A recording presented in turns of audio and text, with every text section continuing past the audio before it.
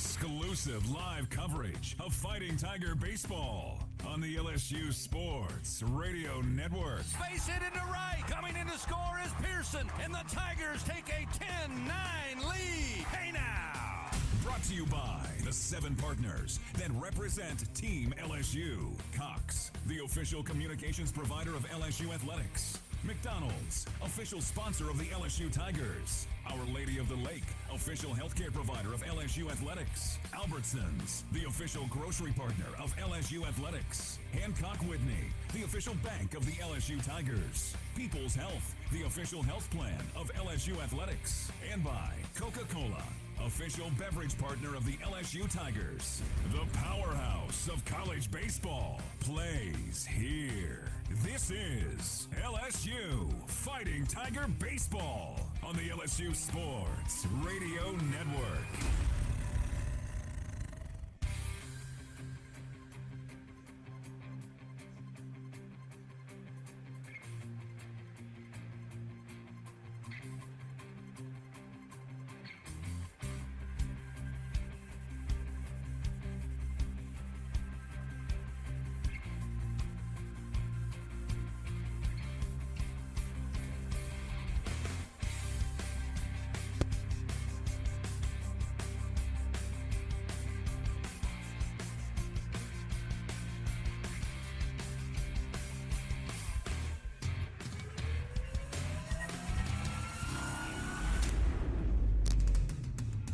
Time now for the Cajun Country Rice on Deck Show. Cajun Country Rice. Rice from Louisiana farms to your table.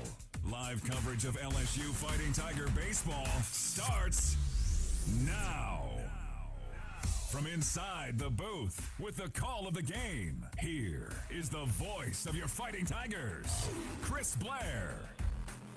We roll into Sunday for the series finale on another crisp but slightly warmer afternoon as the 11th ranked Aggies of Texas A&M tangle with your number 1 ranked Fighting Tigers of LSU. Hello everybody, this is Chris Blair along with Mr. LSU Baseball, Bill Franquez, our straw stirring the drink back in the Capital One studios, Mr. Taylor Sharp, welcoming you once again to Olson Field inside Bluebell Park here on the campus of Texas A&M in Bryan College Station for today's play-by-play story. Jay Johnson and the Tigers took the series yesterday with a 12-7 victory that saw LSU overcome some early adversity for the first time in quite a while.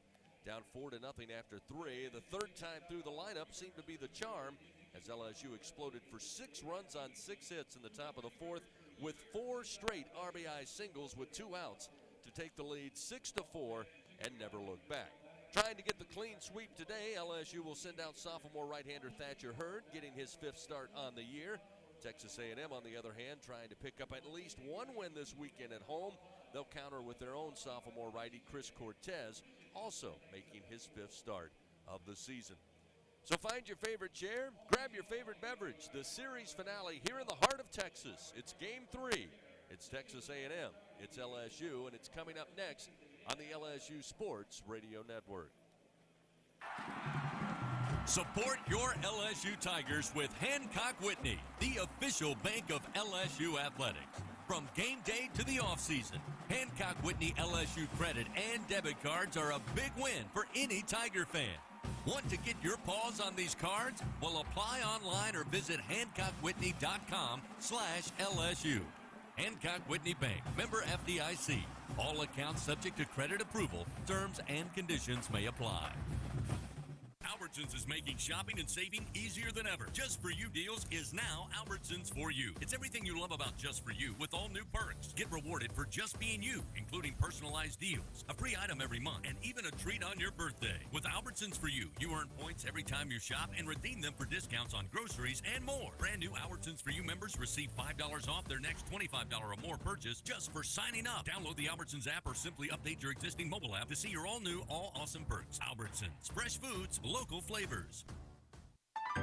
Together, we are partners, setting a new standard for health. Together, we prove that no matter how battle-tested we are, our spirit remains undefeated. Our Lady of the Lake and LSU are creating transformational change and impacting Louisiana with a new standard for healthcare, research, and education. Together, Our Lady of the Lake and LSU are champions for Louisiana. Together, we roar. Learn more at ololrmc.com/LSU.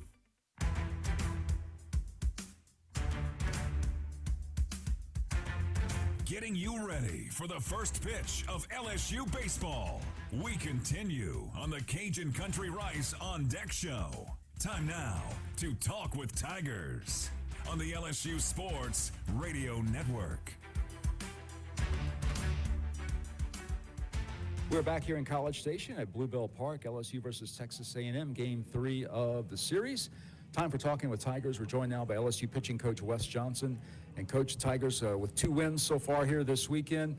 Quick review. First of all, Friday night, Paul Skeens was outstanding again. You also got some outstanding work from your relief staff at Ackenhausen and Little. Take us back to Friday night. What most pleased you? Yeah, I think, I think these guys have, A&M has a really, really good offensive approach. They don't chase a lot. And so things, you look at that we did well on Friday night is we attacked the strike zone with our stuff. Paul went, probably the most impressive thing is that he went 6 1/3 with no walks against this team who really prides himself on trying to walk a lot. And they've, like I said, they've got a phenomenal approach. The bullpen came in, threw strikes, and it was a good night. Yesterday, you get contributions from Ty Floyd as a starter. Garrett Edwards got the win in relief. Riley Cooper, Blake Money closed out the game. What did you like about what those guys did? Yeah, I think Ty started off really well, and through, once again challenged them, made them swing the bat, and that's what you got to do, with these guys. You have to challenge them in the strike zone. Then obviously Garrett Edwards comes in and he comes in, does the same thing, challenges them in the strike zone with 3 pitches, and gets them to swing the bat. And then we're playing phenomenal defense right now, really strong up the middle. I can't say enough about that. When you're a pitching coach, you love to have the defense we're playing right now. And then Coop and Blake did the same thing, just came in, challenged the strike zone, forced them to swing the bat, let our defense do the work, and it was a lot of fun yesterday.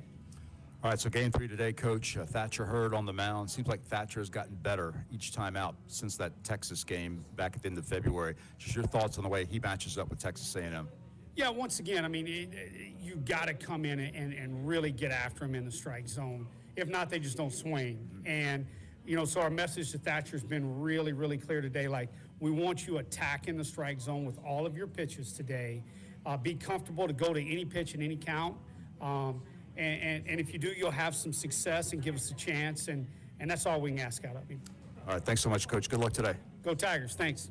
Coach Wes Johnson with us, talking with Tigers before today's game with Texas A&M. We're back with a lot more after this on the LSU Sports Radio Network. Adopt US Kids presents What to Expect When You're Expecting a Teenager. Learning the lingo. Jelly. Jelly adjective. Jelly is a shorter, better way to say jealous. As in, Chloe, I am like so jelly of your unicorn phone case. You don't have to speak teen to be a perfect parent. Thousands of teens in foster care will love you just the same. Visit adoptuskids.org, brought to you by the U.S. Department of Health and Human Services, Adopt U.S. Kids, and the Ad Council.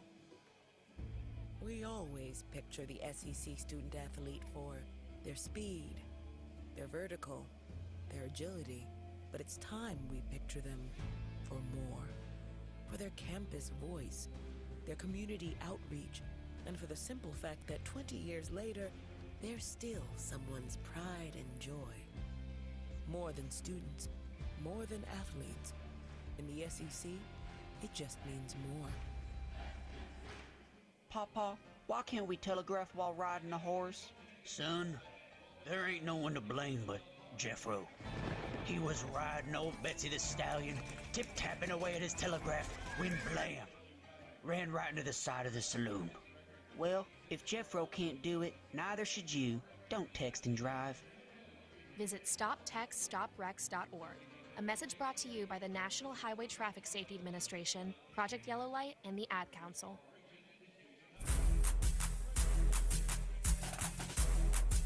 We are back on the Cajun Country Rice On Deck Show with LSU Fighting Tiger baseball on the way. First, time to take a trip around the SEC on the LSU Sports Radio Network. Still a little chilly here in Bryan College Station. We come into Sunday's Game 3. The Tigers already clinching the series, handling the Aggies on Friday night and again yesterday afternoon. Time now to check scores around the SEC. As we mentioned, some series already wrapped up in the opening weekend.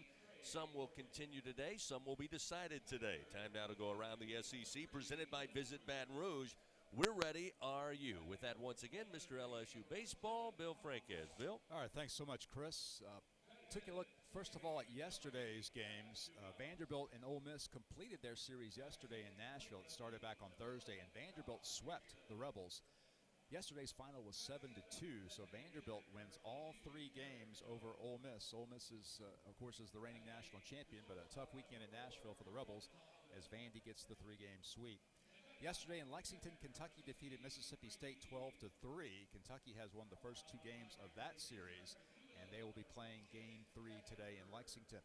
South Carolina and Georgia played 2 games yesterday because Game 1 on Friday was postponed due to bad weather in Athens. South Carolina won both games yesterday. Game 1 final was South Carolina 5, Georgia 4, and the Game 2 final was South Carolina 12, Georgia 2. So the Gamecocks are looking for a sweep this afternoon in Athens. Meanwhile, in Fayetteville, LSU's next SEC opponent, the Arkansas Razorbacks, have won the first 2 games over Auburn. Yesterday's final was Arkansas 9, Auburn 3. So the Razorbacks looking for a sweep at home over the Auburn Tigers this afternoon. The Florida-Alabama series started on Thursday and was completed by Friday. They were expecting severe weather in Gainesville over the weekend, so they got all 3 games in by Friday night. Florida won the first 2, but Alabama salvaged Game 3 on Friday night by a final score of 6-3. So the Gators win 2 out of 3 over Alabama this weekend. Missouri and Tennessee opened their series back on Friday night in Columbia. Missouri won Game 1 by a final of 9-1. Yesterday's game was postponed due to weather, so they'll play 2 7-inning games today. Tennessee at Missouri in Columbia, with Missouri having a 1-game-0 advantage right now in the series. So that's the way the schedule plays out today. We do have another game in progress right now. Let's take a quick look, see if we can give you an update of what's happening at the moment in the SEC. Kentucky and Mississippi State are underway. Game 3 in Lexington. They're in the top of the 5th inning. Kentucky, as I said earlier, looking for a sweep today. Right now, Kentucky leads Mississippi State 5-3. At 1 o'clock today, Tennessee, Missouri will play Game 1. At 2 o'clock, South Carolina at Georgia for Game 3. Also at 2 o'clock, Auburn at Arkansas for Game 3.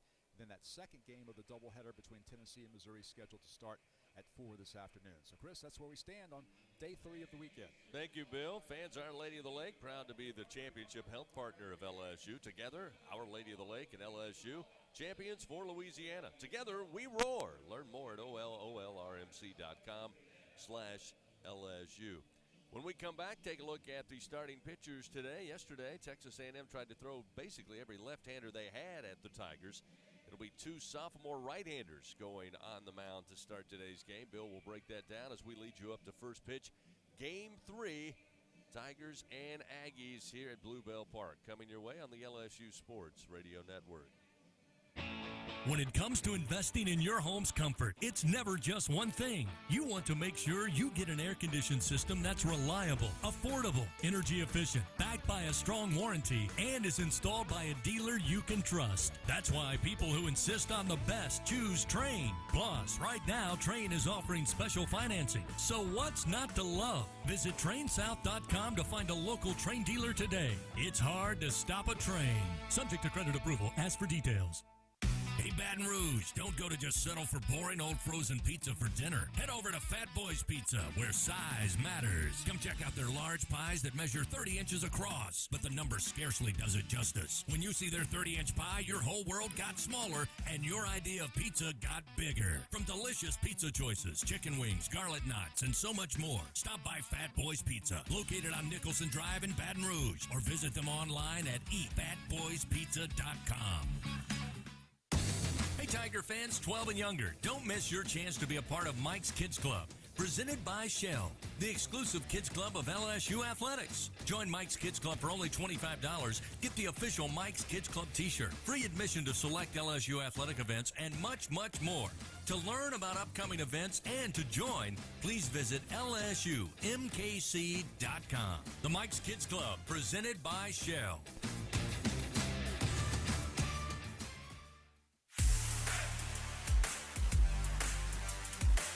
Leading you up to first pitch of LSU baseball. Back with more on the Cajun Country Rice On Deck Show. Time to break down the game's starting pitchers on the LSU Sports Radio Network. Fans have the right equipment to take on any job linked to the land. Visit Sunshine, your hometown John Deere dealer in Louisiana, at sunequip.com. Tigers donning the gold Sunday gold jerseys, we should call them, with white pants today.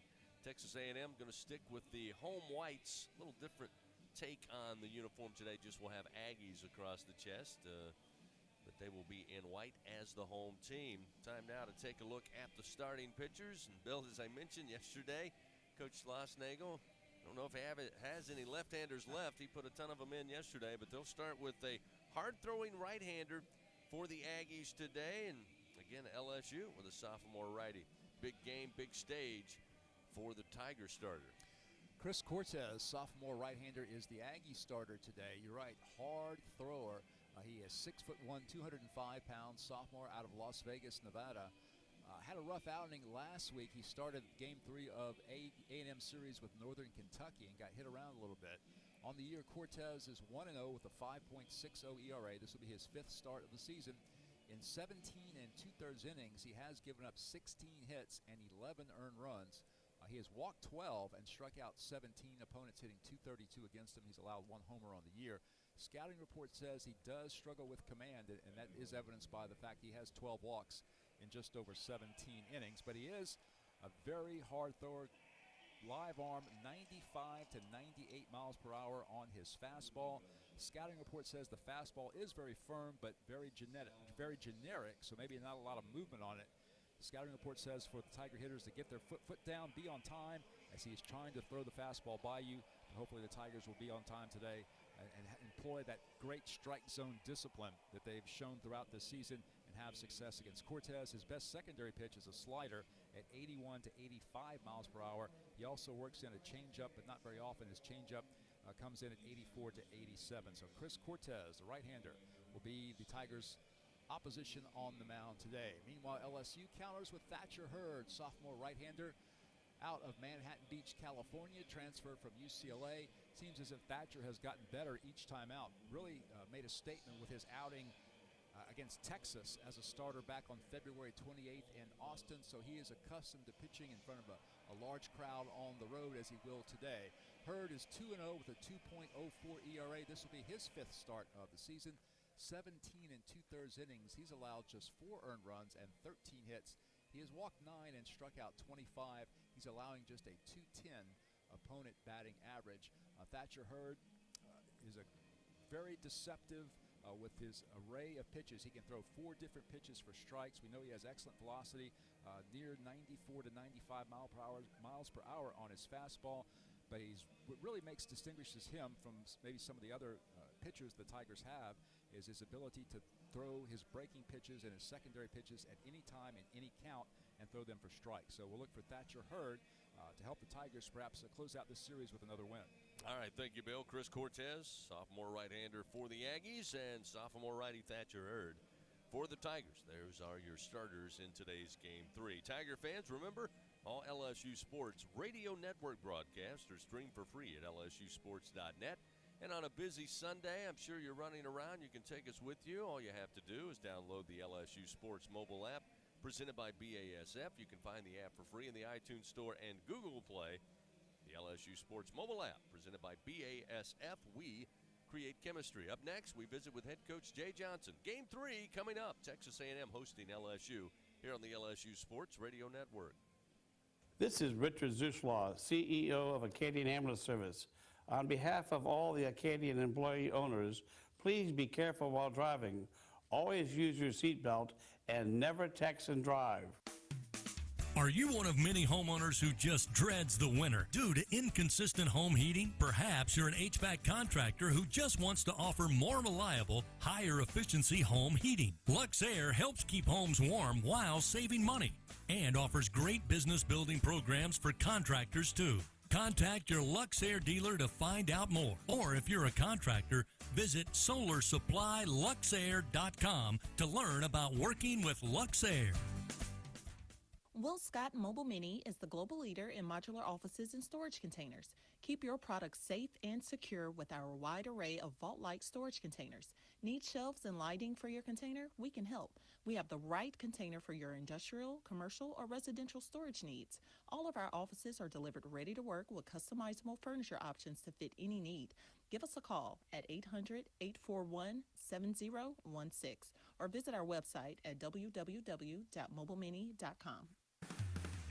The Tigers are your team, and Super One Foods is your grocery store. They offer super low prices from the moment you walk in their door, starting with the hottest deals on their famous wall of values.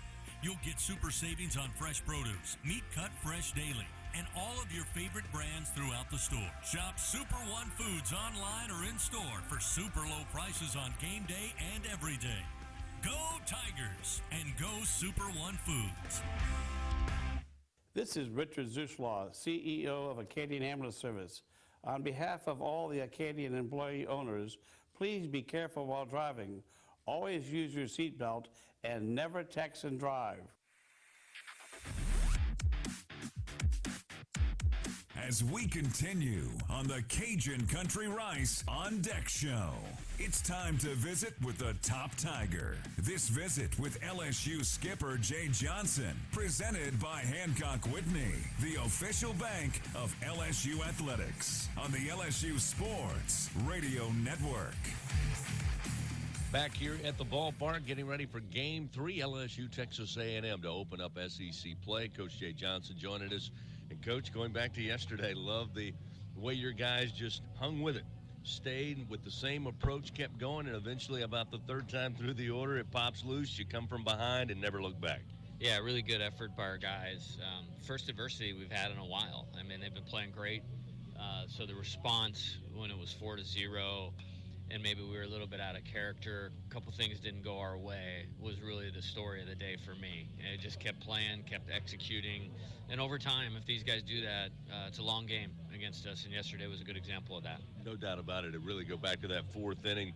You talk about it all the time. Two-strike hitting, and when runners on base, making something happen with 2 outs, that totally encapsulates that fourth inning. Yeah, no doubt about it. And we were a little unlucky in the third. Jared Jones hit a ball 112 miles an hour at Hunter Haas, and he dove and making a great play. Otherwise, that's 2 runs there, and we're still hitting in that inning. So, the game knows who should be rewarded, and we were just taking good at-bats, and you credit their pitchers. They made some pitches when they got in trouble in the second and the third inning, and we just stayed with it. And like I said, the game knows. But those 4 2-out hits in a row, big deal. Tommy White with 2 strikes right there.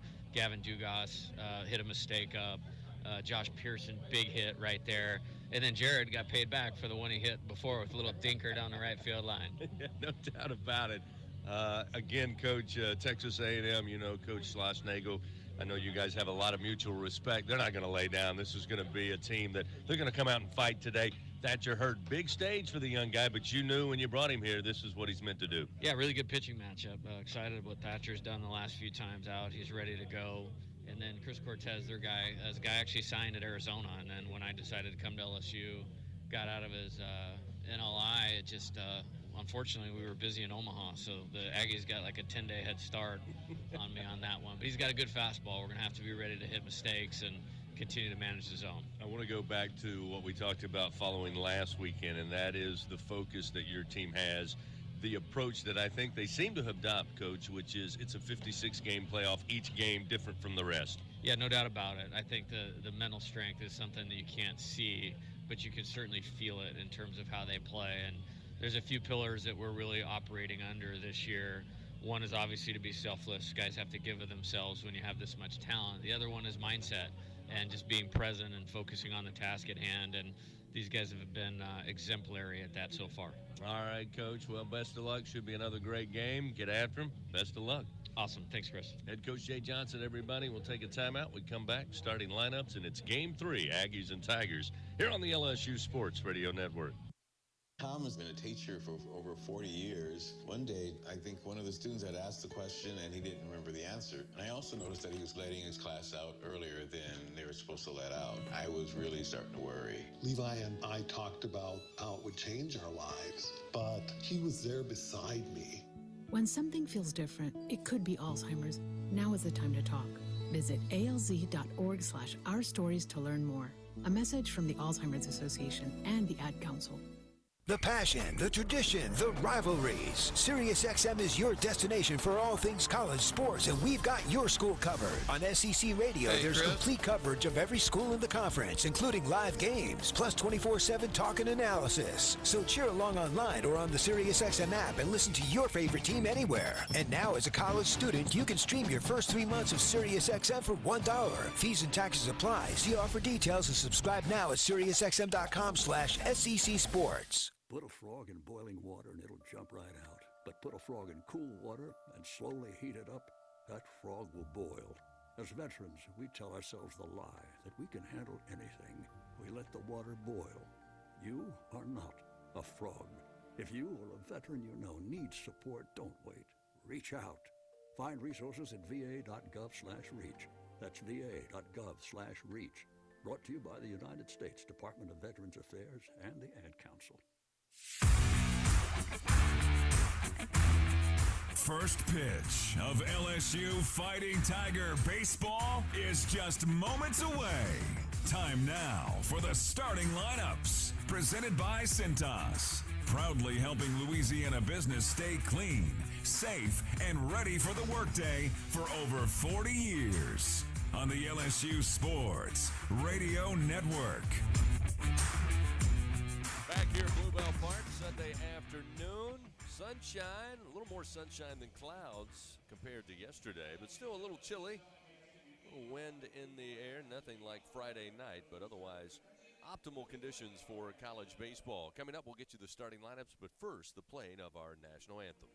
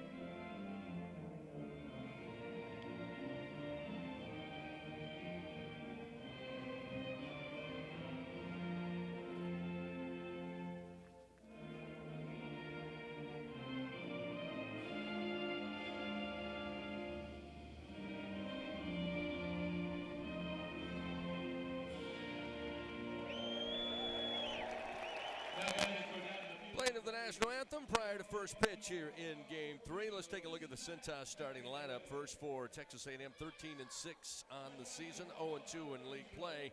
They'll try a different lineup today. Tad Tracy will lead things off. Center fielder will batting .364 on the year. The sophomore will get things started. Hunter Haas has had a good weekend for the Aggies. He'll bat second place shortstop. Jack Moss also pretty good at the plate.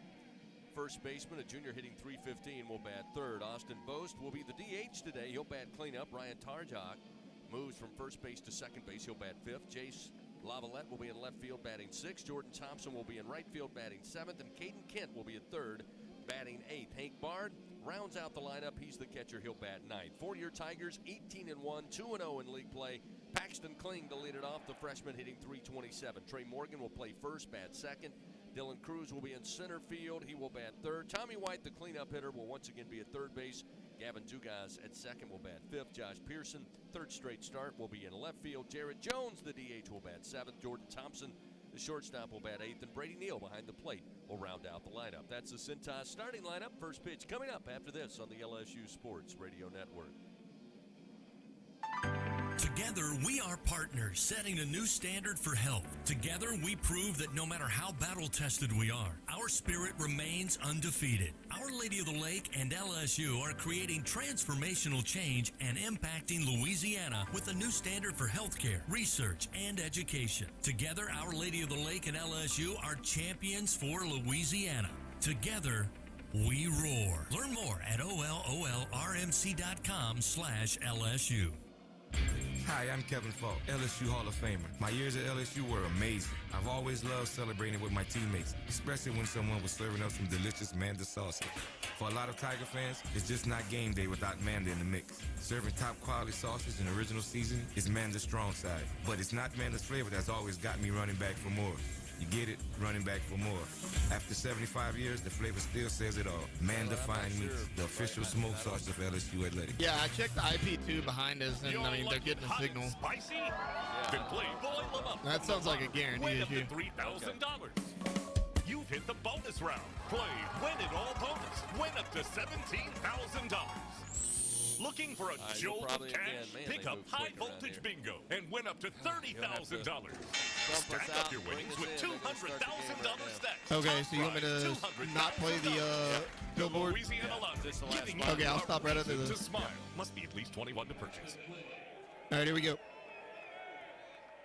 Ready to go here for game 3. Chris Cortez fires, and the first pitch to Paxton Kling misses outside. We are underway. Time of first pitch, 1:02 Central Time. Kling again batting .327 on the season.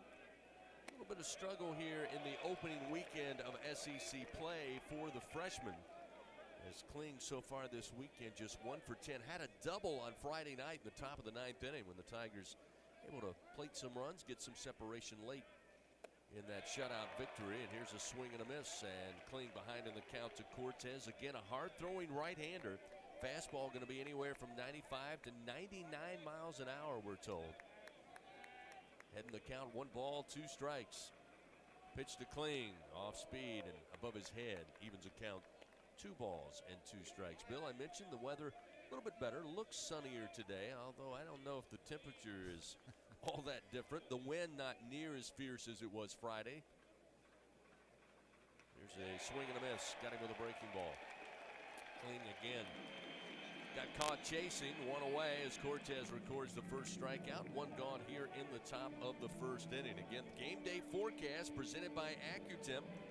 Chance of power outage never. If you get a whole home system from AccuTemp. Again, it's 51 degrees here at first pitch. Again, plenty of sunshine, just a few clouds in the distance, but feels all right when the wind stays calm.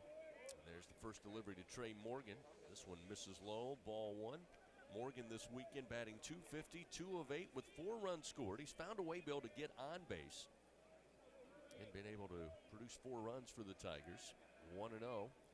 Cortez off speed, missing outside, 2-0. You're right, he's walked a couple of times. He's been hit by a pitch. Also reached base when he hit the ball hard back at the A&M pitcher, the relief pitcher Garcia. Garcia knocked it down, but then threw the ball away. So it was a good at bat, and Trey did reach base, though it was an error. 2-0. Inside and low on the fastball. We'll make it 3 balls, no strikes.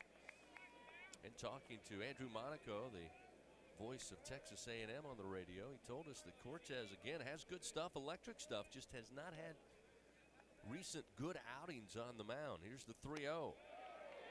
There's a strike to make it 3-1. In fact, Northern Kentucky knocked him around a little bit his last outing, but has the potential. 3-1 now to Morgan. Hitters count with 1 down, top of the first just underway as Morgan slaps foul down the line out of play to the left. That'll make it 3-2. Had about 6,100 plus on Friday here at Bluebell Park. I think yesterday, Bill, what, around 6,200? Over 62, yeah. It looks like a pretty good crowd for an earlier start today. Still some making their way in. The 3-2 misses outside. Morgan draws a 1-out walk. So the Tigers have a runner aboard. As Cortez gives up his first base on balls of the season. And Cortez with a 5.6 ERA. This is his 5th start, as Bill told you earlier. He's got 13 walks now in his 18 innings of work. As the scouting report told us, command has been an issue for him. He does have a very live arm. Dylan Cruz. What else can be said about Dylan as he stands in with a runner at first and one out? First pitch, strike at the letters, 0-1. Cruz batting an impressive, I mean, this is just hard to believe. 508 on the season.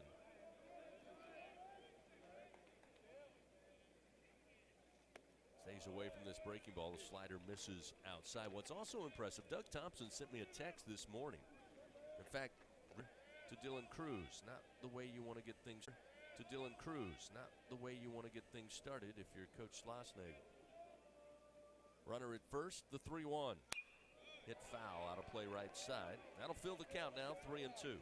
Well, the way you describe Cruz is the reason why he entered this weekend leading the nation in on-base percentage, because usually he's either going to get on base via a hit or a walk. 653 on-base percentage so far this year, which is remarkable. Payoff delivery, missing inside, ball 4. So Cortez gets the leadoff strikeout and now walks back-to-back batters, and this is where you start again playing with fire. As Tommy White comes to the plate, you've walked 2 batters, 2 men are on.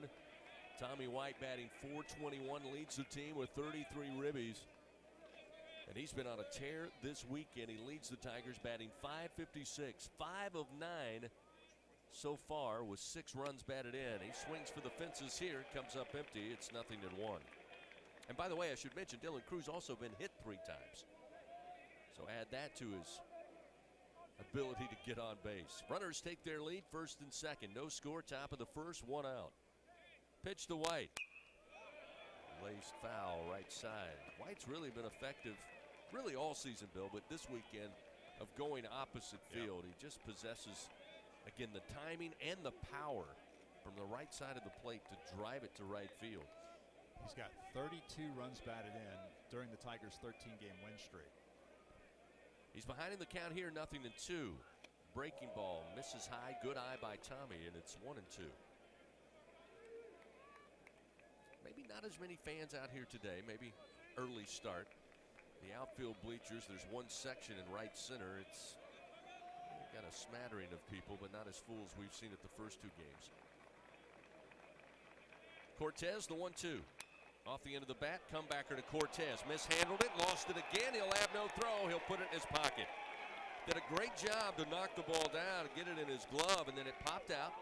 Tried to pick it up with a bare hand, dropped it again, and now the bases are loaded for LSU. And if you're Coach Schlossnagle, this is kind of the theme this weekend, is you're just giving LSU more and more opportunities. A team that doesn't need to be given any gifts whatsoever. Not at all. The second error of the weekend charged to the Aggies. Cortez did a nice job of knocking it down, but it looked like he had plenty of time, but he just could not find the handle. So now you'll face Gavin Dugas on the first pitch. He jumps on, but fouls it down the line and right out of play. It's 0-1. Dugas, nothing to sneeze at either. .397 his average. .406 with runners aboard. .429 runners in scoring position. He's got the bases loaded here. Stays away from this slow breaking ball, and it's 1-1. Dugas again. He finds a way to get on base. I mentioned he's a baseball magnet. Been hit by a pitch 9 times this year. This one again stays away from that breaking ball that tailed away from him. On the right side of the plate. Move the count to 2-1. And this weekend alone, he's been plunked 3 times. Morgan at third, Cruz at second, White at first. A breaking ball down in the dirt. And Hank Bard working hard there to make sure runners do not advance. It's now 3-1. So Cortez, for the 3rd straight batter, Bill, behind in the count. Yeah, he opened this at bat with a fastball that Gavin fouled off. Then he threw 3 straight breaking pitches, and Dugas had the discipline to lay off of them. 3-1. Fastball misses outside. They walked in a run. Tigers take a 1-0 lead. Morgan touches home plate, and Cortez now, no doubt there's going to be a meeting.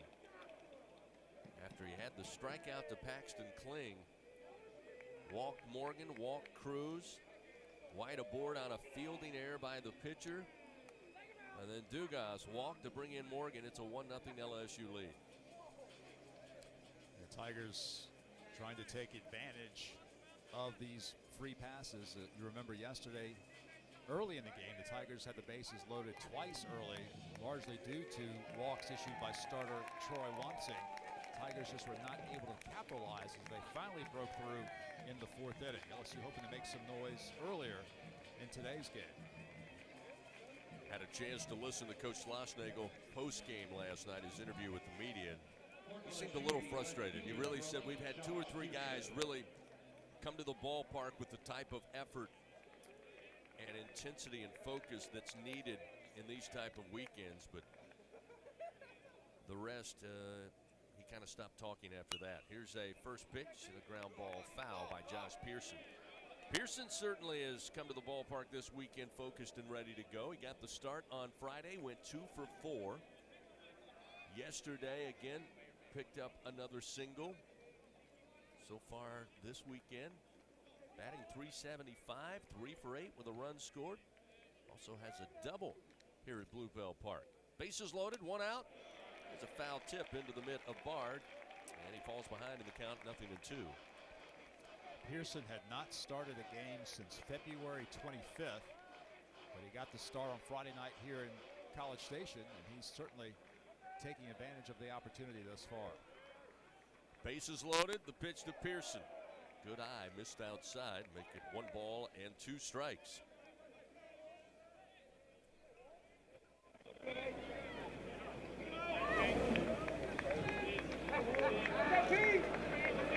Cruz at third, White at second, Dugas at first. The pitch to Pearson, high and outside. Now Pearson trying to get that count back in his favor. It's an even count, 2-2. That was pitch number 30 already for Chris Cortez.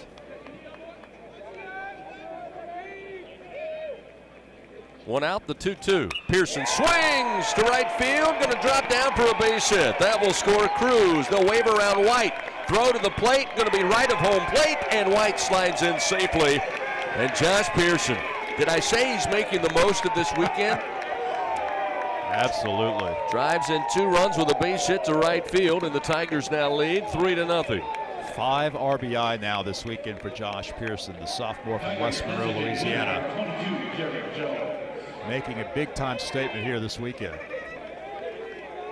So much like on Friday night, LSU able to jump on Nathan Detmer early in that game. Led 2-0, eventually 4-0 after 3 innings. And now they're jumping on him.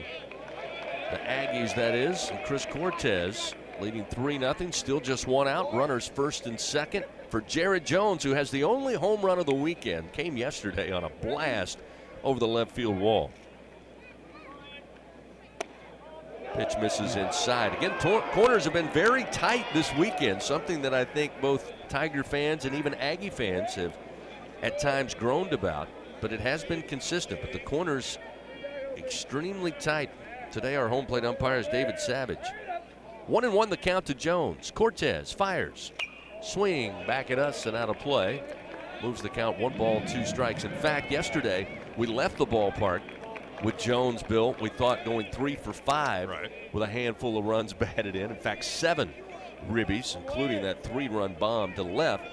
But after the fact, they changed what was initially called an error. They gave him a hit. He actually went 4 for 5 as the breaking ball comes in. Jones able to hold back, although the Aggies thought he went around. It's high and inside for ball 2, make it 2-2. So an excellent day for Jones. 4 for 5 for a freshman on the road in SEC play. Not a bad afternoon. Runners first and second, the 2-2 to Jones. Breaking ball, and he just stays alive. Got a piece of it, sends it into the screen. Still remains 2 balls, 2 strikes. He got credit for a base hit for his 9th inning at bat. You may remember he smashed the ball to third baseman Caden Kent. Kent made a great play in knocking it down, had time to make a throw, but then dropped the baseball. It was initially ruled an error, but Jones now gets credit for a hit. Cortez from the stretch. 2-2 to Jones. Just stays alive. Clipped it with the top of the bat into the backstop. Still 2-2 the count to the freshman out of Marietta, Georgia, who has already made a name for himself, striking fear within all of the pitching staffs in the SEC. realize the amount of power he possesses. Again, 7 home runs, make that 8 home runs on the year now. Here's the next 2-2, swing and a miss, and Cortez got him with a breaking ball. Jones down on strikes, 2 gone. Cortez with his second strikeout here in the top of the first inning. And now Jordan Thompson comes to the plate. Jordan 2 for 10 at the plate, batting an even 200.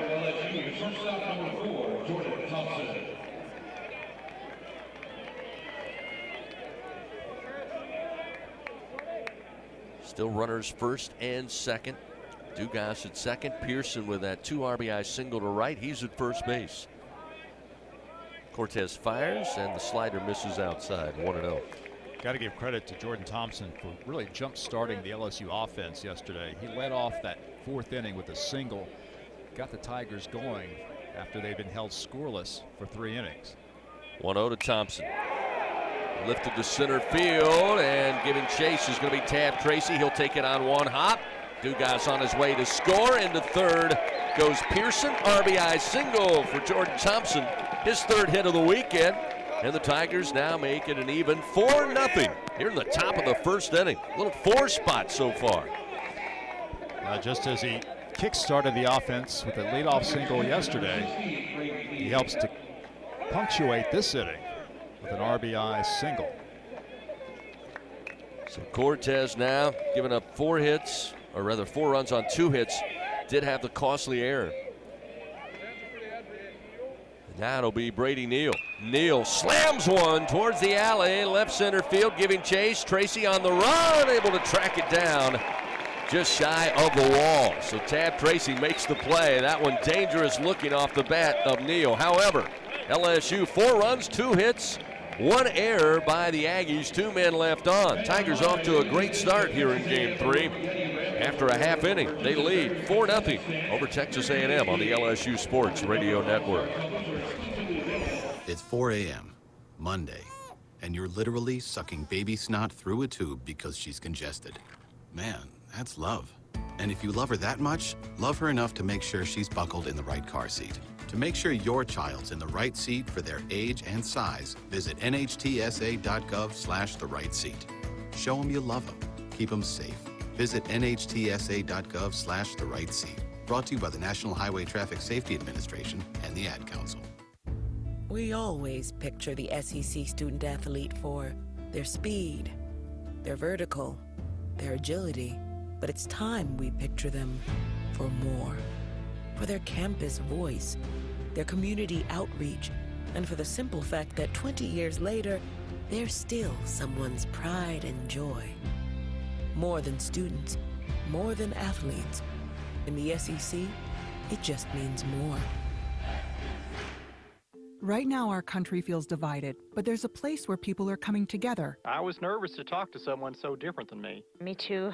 Love Has No Labels and One Small Step are helping people with different political views, beliefs, and experiences connect through conversation, and it feels good. This conversation gives me hope. It gives me a lot of hope, too. Take a step toward bringing our country and your community together. Start a conversation at lovehasnolabels.com/one small step. A message from StoryCorps, Love Has No Labels, and the Ad Council.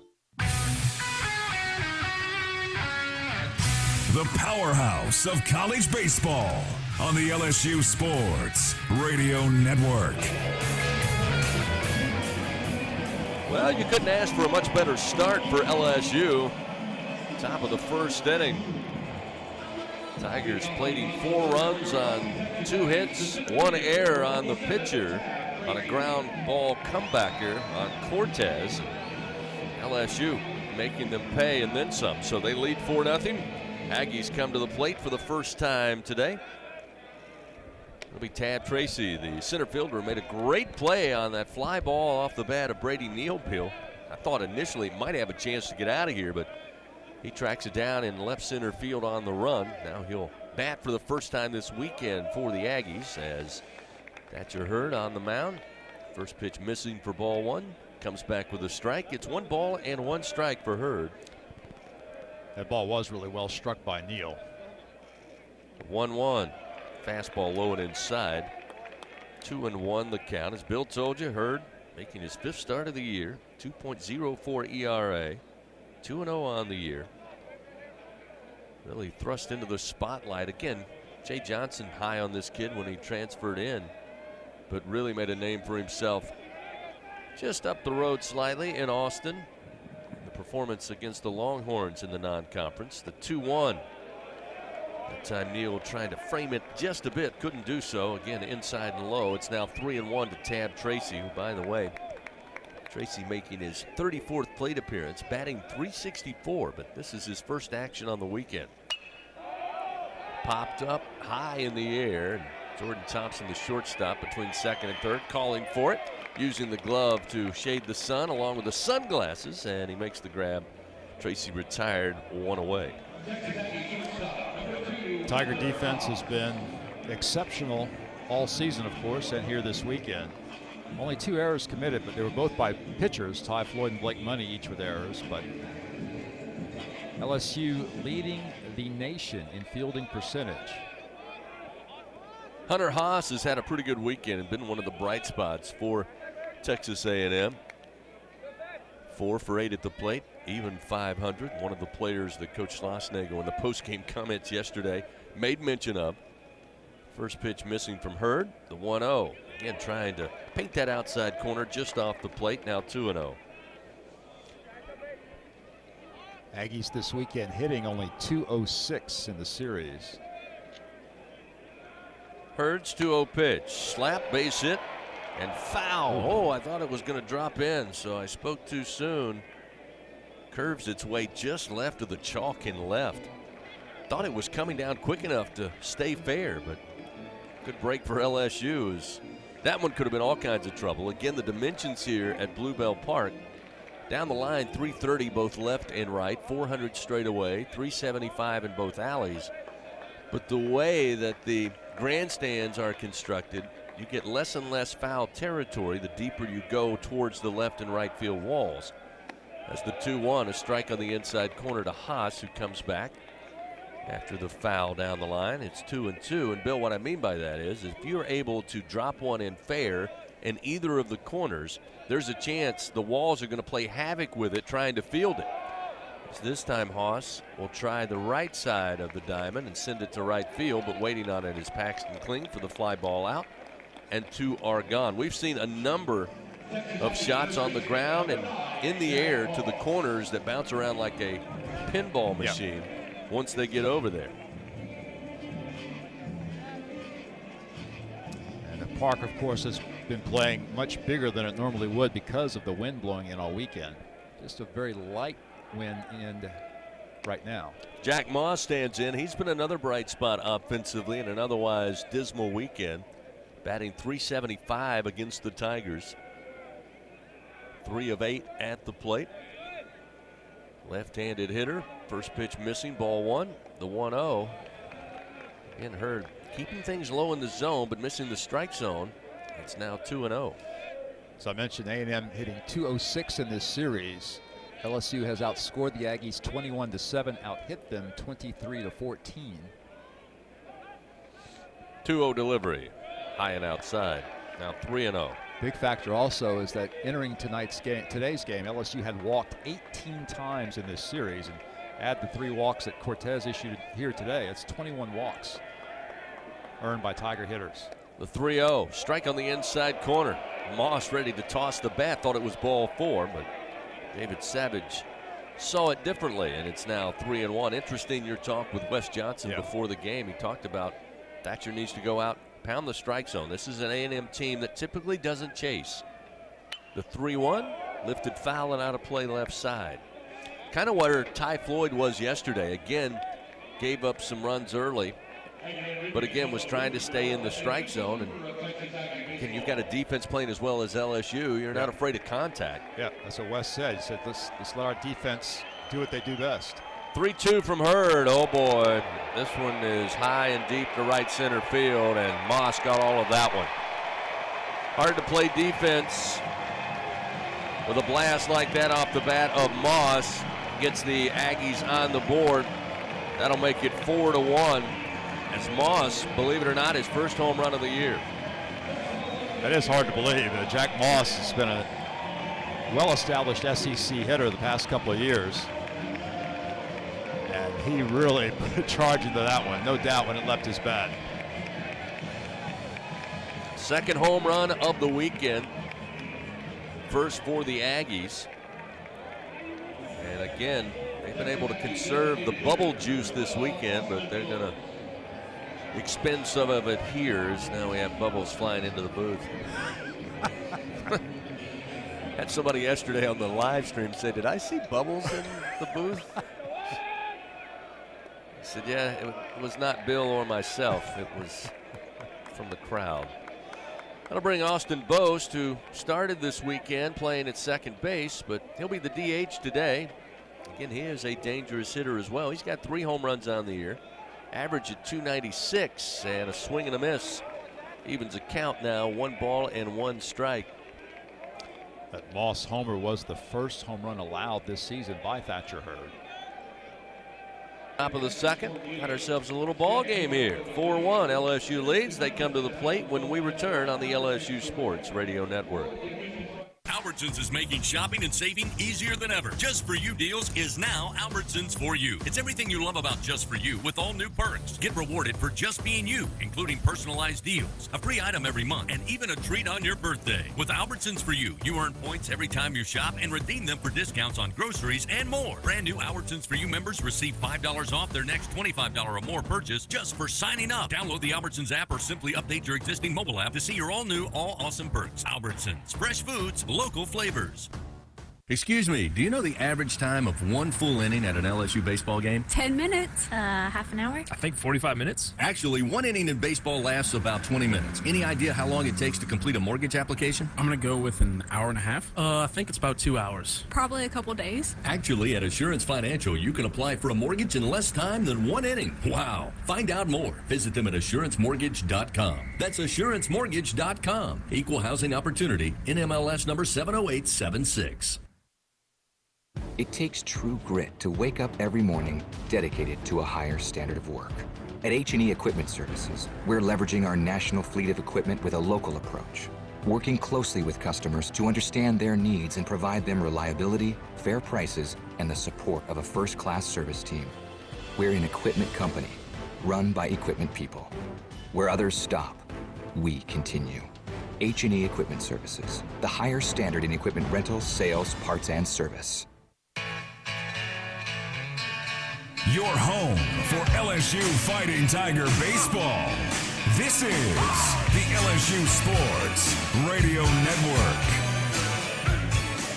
LSU with a big top of the first inning. They led 4-0. Jack Moss would get a run on the board for the Aggies in the bottom half of that frame with a solo shot to right center field. And for the second straight inning, Paxton Kling will lead things off for LSU. He was a strikeout victim to get the game started. Seems like just moments ago. First pitch from Cortez, a called strike, 0-1.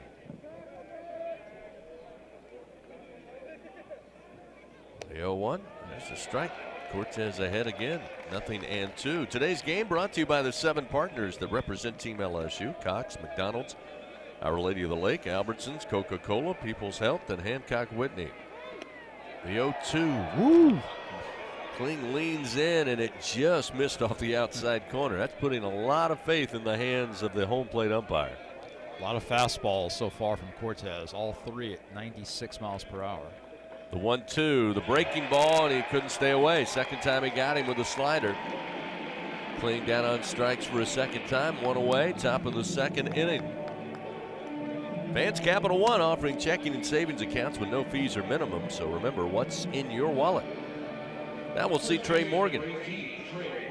Morgan able to get a board back in the first inning by way of walk. First pitch way high and outside. Ball 1.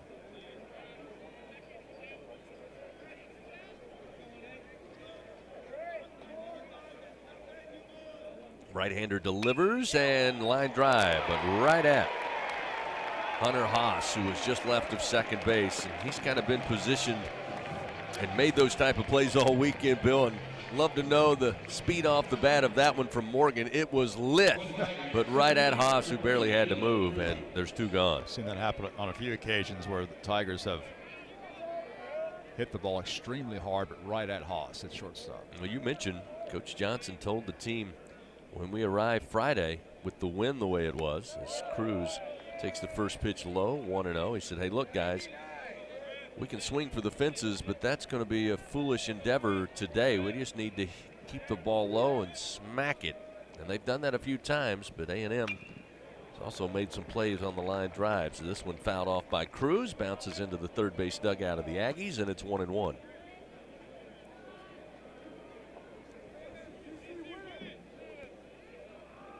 One ball, one strike to Dylan Cruz, who also got aboard on a walk, came around to score in the first. This time towards the alley, right center field. This one will give chase. Jordan Thompson, the right fielder, will let it get by him off the wall, and a stand-up double for Dylan Cruz with 2 outs here in the top of the second inning. His 9th double of the season. Again, just the opposite field power. Just laced that one into right center field. Neither Tracy in center or Thompson in right could get to it. They had to chase it to the wall. Dylan Cruz extends his hitting streak now to 18 games with that opposite field double. And Tommy White delivered a 2-run single with 2 outs in the 4th inning to get the Tigers on the board yesterday. So no stranger to 2-out rallies as Tommy takes. First pitch, a strike from Cortez, 0-1. White aboard on that error. He had a comebacker to Cortez, who couldn't get a handle on the baseball. Ended up loading up the bases.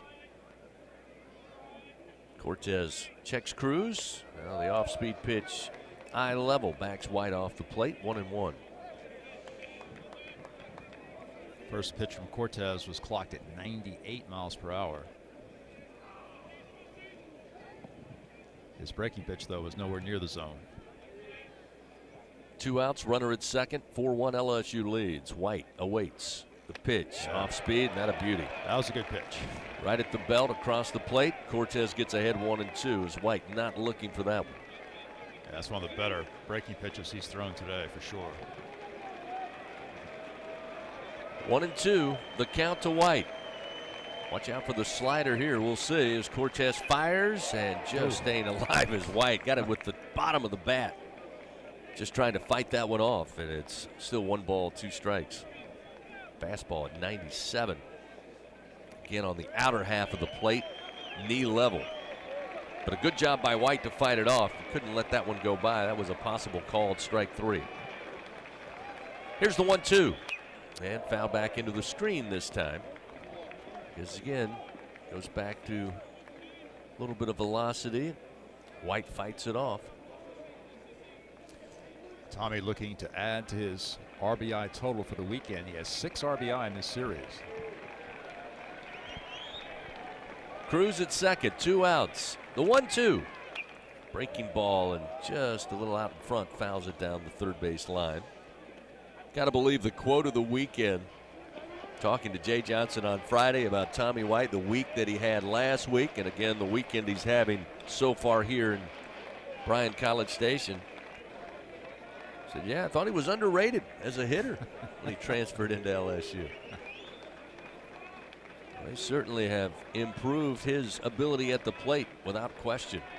Here's the 1-2, another off-speed pitch. Here's a ground ball, base hit into left field. They're going to wave around Cruz.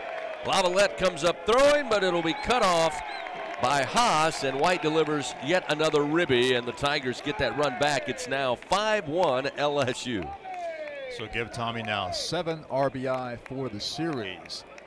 He has 34 RBI for the season, which leads the Tigers. Bill, we're going to need a new stat line, which is Tommy White RBI with 2 outs. Yeah, you're right. And 2 strikes. So now Gavin Dugas to the plate. Dugas walked with the bases loaded that brought in a run back in the first. Pitch to Dugas. Stays away and misses low at the knees, 1-0. So for White, he now has 11 2-out RBI on the year. There you go. 1-0. Fastball. Dugas lifts it high in the air. Foul territory, first base side, but it will find its way to the second level here at Bluebell Park. Out of play. 1 ball, 1 strike to Gavin Dugas. White is actually second on the club in 2-out RBI. Jared Jones leads with 14 runs batted in with 2 outs. Oh, you mean Jared Jones that's way down there in the 7th spot in the lineup? Yeah, he's only batting 7th. Wow. Team leader in homers and 2-out RBIs. Here's the 1-1 to Dugas. Good eye, miss low. Make it 2-1 now. Just when it looked like Chris Cortez was going to have a much easier top of the second, Tommy White spoils that. Well, I guess Dylan Cruz technically spoiled it with a double to get things going here for the Tigers. 2-1 pitch to Dugas. Again, missing outside from Cortez. And now 3-1 to Gavin. 61 pitches now for Chris Cortez. And we're still in the second inning. That's been the key, and Jay Johnson has talked about it all season. It's the strike zone discipline by his team that will make the difference in ball games. The 3-1 misses inside for ball 4, and if you don't put it over the plate, a hittable pitch, LSU can stay away. And again, we're going to have another meeting on the mound here with 2 outs and runners first and second. Tigers already 1 run in here in the top of the second to build a 5-1 lead. Looks like Jim Schlossnagle is going to make a change. The bullpen's mostly obstructed from our view, but there's a pitcher emerging. It looks like that'll be it for Cortez. Yeah, it looks like, is it another left-hander? I think it is. He found another left-hander in the bullpen. They're going to make a pitching change powered by Sunshine, your hometown John Deere dealer here in Louisiana. So Cortez is done.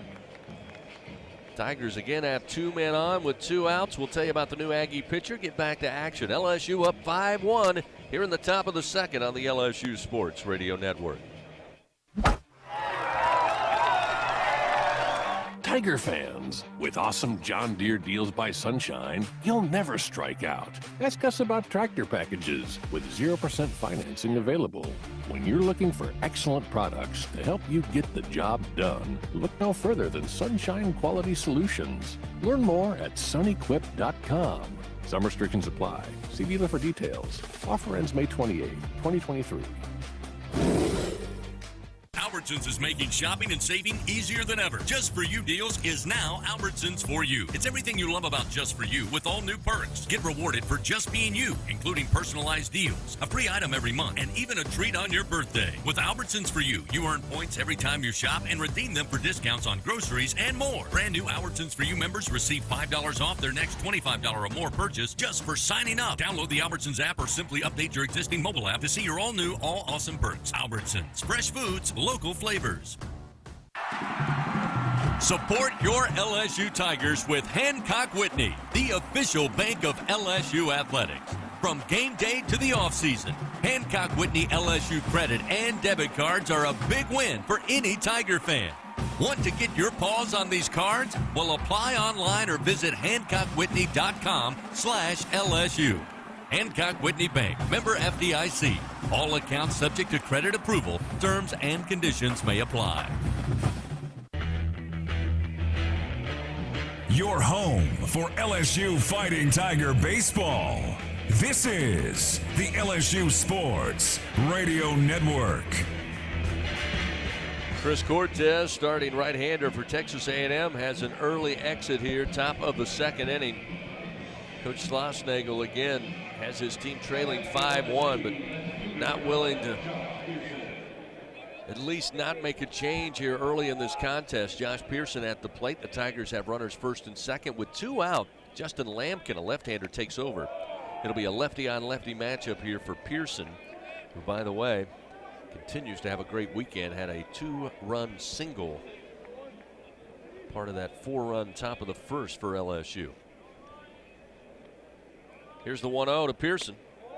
There's a strike on the outer half. Evens the count 1-1. Lampkin's a true freshman out of Corpus Christi, Texas. 6'4", 210 pounds. He has good numbers.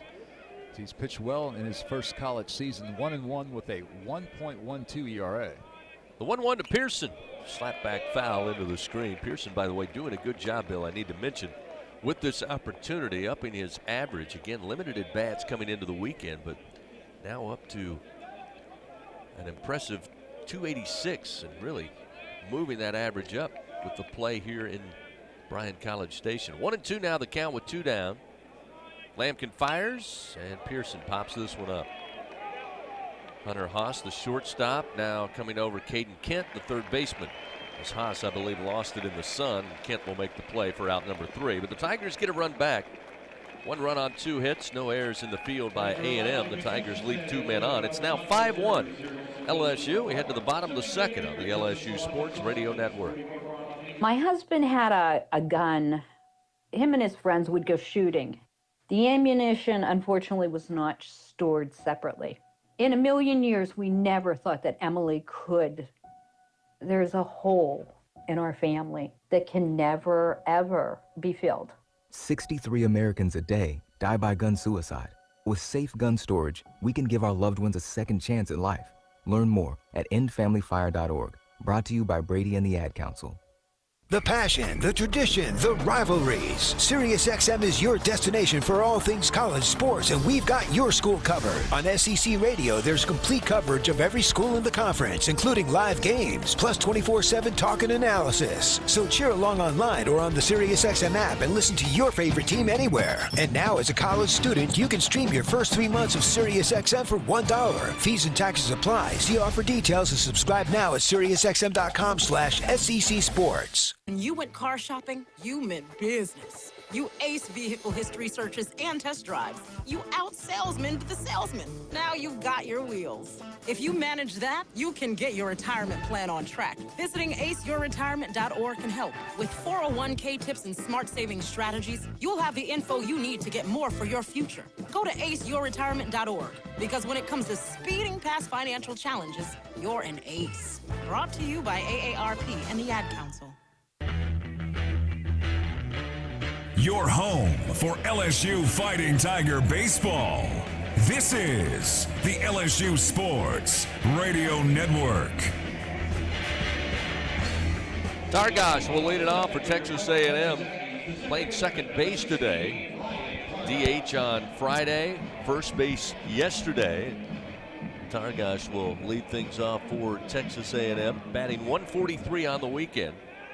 Tigers up 5-1 here as we move to the bottom of the second. The first pitch yoked to center field, but right there on it is Dylan Cruz. So 1 pitch and 1 out. Nice start for Thatcher Hurd. The Tigers 5 runs on 4 hits. Texas A&M, Jack Moss had the lone hit for the Aggies. It was a solo shot, his first of the year, over the right center field wall. Aggies also with 1 error so far here in the game. And we'll see Jace Lavalette, the left fielder, batting for the first time today, and Hurd fires the fastball inside, just misses the rib cage, and it's 1 ball, no strikes. You know, we sat here Friday night. First pitch, 6 o'clock. Wind was blowing. Very cold night. As the 1-0 misses low to Lavalette. I didn't realize that since the last time we were here, Bill, they had torn down the football operations building, which is just beyond the right center field wall. So yesterday we're sitting around. A little bit more manageable weather-wise, as the 2-0 slap foul long way down the line, out of play and right, make it 2-1. And I thought, well, what are they building over there? And it occurred to me, you pointed out, that used to be a giant structure across from it, under construction for, I assume, a new football operations center. This one fouled off the bat of Lavalette and catches Brady Neal in the leg, and he's a little slow to get up, as the home plate umpire, David Savage, will hand a new baseball to Thatcher Hurd. A 2-2 count to Lavalette. I believe you're right. I remember the former football indoor facility looked like a huge airplane hangar. Yeah, or a stockyard. Yeah. But this looks to be a pretty massive structure as well, just looking at the framing. 2-2, misses outside, and Lavalette with a good eye stays away. That'll fill the count 3-2. It's got a different kind of angle to it. But again, you just see the facade going up, so that must be early on in construction. Payoff delivery and a swing and a miss. Fastball in on the hands, and Lavalette couldn't get around on it. Strikeout for Thatcher Hurd. His first Super One Food strikeout of the day, second out of the inning. And we'll see the Aggies version of Jordan Thompson, who's playing in right field today. We've seen him in right and in center. I guess the football will practice maybe at 1 of 2 of Jimbo's ranches. Could be. That could be a temporary solution until this building is completed. First pitch to Thompson, misses for ball one. 1-0, swing and a miss. Evens the count, 1 ball and 1 strike. Again, it's really been the difference in this series, and you talked about pitch count that eventually got Cortez yesterday. The pitch count was able to get the starter in Wansing eventually in that 4th inning. Here's a strike, gets Hurd ahead, 1 ball, 2 strikes. And then today, or as I mentioned Friday, they were able to do the same thing to Nathan Detmer, where LSU, for the most part, credit to this pitching staff, they've been very efficient. The 1-2, looking for the out pitch, but it's in the dirt on the hard breaking ball. Got to move the count 2-2. And sometimes we get lost when you look at all these gaudy numbers offensively for LSU. We try to mention the defense, they played well, but this pitching staff, as you mentioned to Coach Johnson before the game, really undersung as far as their performance, getting lost in all of the offensive numbers. There's one foul back out of play, and it's still 2-2. And you're exactly right, Chris. And this is something you don't very often see in the SEC, where one team leads the league in all 3 major categories. 2-2, fastball, foul tipped, held on to by Neal. And Hurd records a 2nd strikeout, finishes the inning with 2 Ks and a nice bottom of the 2nd for Thatcher Hurd and the Tigers. They lead 5-1. As the Aggies go in order, we go to the top of the 3rd here at Bluebell Park. 5-1 LSU on the LSU Sports Radio Network. When you open a crisp, cold Bud Light, you know game day is here. Touchdown! You owe me $5. We mean every sound. Enjoy responsibly. 2022 Anheuser-Busch Bud Light Beer, St. Louis, Missouri. It's good to be able to make a change, to never feel stuck. That's why at Cox, we're making a change too. Now Cox Internet plans are flexible, so you can choose to just go with Internet, add TV tomorrow, or home automation down the line. It's easier than ever to get just what you want and nothing you don't. Flexible plans from Cox. Change anytime. No commitments, no penalties. See for yourself at cox.com/internet. Additional services can be added at then current regular rates. All services subject to residential customer service agreement and acceptable use policy. Restrictions apply. You'll like it hot and spicy? Then play Boil 'em Up from the lottery. Win up to $3,000. You've hit the bonus round. Play Win It All bonus. Win up to $17,000. Looking for a jolt of cash? Pick up High Voltage Bingo and win up to $30,000. Stack up your winnings with $200,000 stacks. Top prize $200,000. The Louisiana Lottery, giving you a reason to smile. Must be at least 21 to purchase. When you open a crisp, cold Bud Light, you know game day is here. Touchdown! You owe me $5. We mean every sound. Enjoy responsibly. 2022 Anheuser-Busch Bud Light Beer, St. Louis, Missouri. The powerhouse of college baseball on the LSU Sports Radio Network. 5-1 LSU leads. Tigers come to the plate here. Top of the 3rd inning, game 3. Jared Jones will lead it off. And the first pitch from Lampkin. Left-hander delivers a strike. It's 0-1. Jones a strikeout victim his first time up in the 1st inning of action. The 0-1 lifted high, but going to come down near the track. Playing deep out there was Lavalette.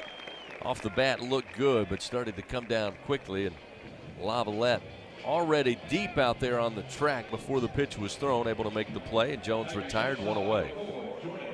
Finishing up the line on Lampkin entering this game, 1-1 with a 1.12 ERA. This is his 8th appearance, 6th in relief. He's also started 2 games. He has 20 strikeouts in 16 innings coming in. Thompson trying to quickly lay down a bunt, got a piece of it, but then I think also came off his body foul. 0-1 to Thompson. Thompson with a single back there in the 1st inning, drove in a run.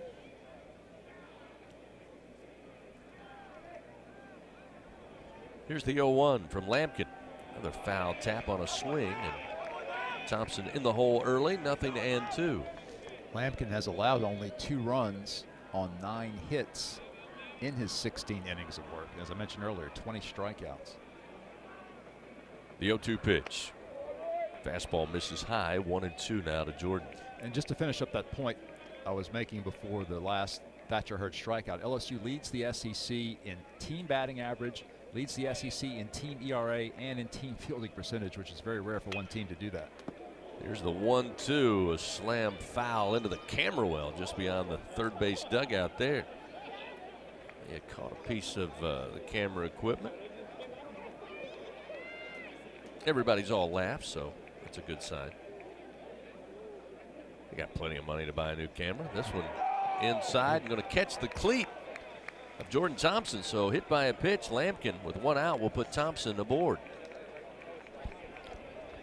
That's been a major, one of the stories of this series, is the Tigers' ability to get on base via the hit by pitch. That's the 6th time an LSU hitter has been hit by a pitch this weekend. The other thing that really stuck in Coach Schlossnagel's crawl yesterday was the free passes. Yeah. He said, hey, look, this LSU team is great, as this pitch is going to be a base hit right up the middle over second base off the bat of Brady Neal, who smoked one in his last at bat to deep left center field, but he gets the base hit there as he swats that one right back over the mound and sails into center field. A one-out single has runners first and second for the Tigers, and back to the top of the order, Paxton Kling. But he said, you give a team like LSU that many free passes, even if you're leading, as they were yesterday after 3 innings. He said, you're asking for trouble. He said, hey, look, this is a great team, but we ought to be able to compete with them better than we have in the first 2 games. Kling, 2 strikeouts in his first 2 plate appearances, and the first pitch, as he faces Lampkin for the first time, is a called strike on the inside corner. All right, Paxton's due for something to happen. He's had a tough weekend, but we all know this is a very talented young player. Runners take their lead, first and second. Lampkin delivers. Kling shows bat, brings it back. Pitch misses low. Evens a count 1-1.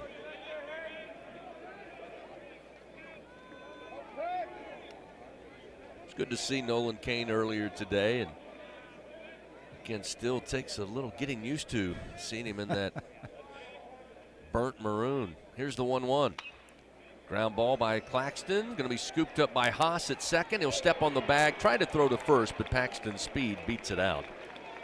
So they'll get the runner at second base and Brady Neal to get the second out of the inning. But again, Haas has been spectacular in the field and at the plate for Texas A&M. Great hustle, of course, by the very speedy Paxton Kling to keep this inning alive. Now you give Trey Morgan an opportunity to hit with the runner at third base. Morgan today, a walk in the first, came around to score. He smoked a line drive to Hunter Haas last time. Breaking ball from Lampkin tails away from the left-handed hitting Morgan, and it's 1-0. The Tigers with runners on the corners. Thompson at third, Kling at first base. Tigers got plenty of speed here if Morgan can do something with the bat. The 1-0 from Lampkin. Missing high, that'll make it 2-0.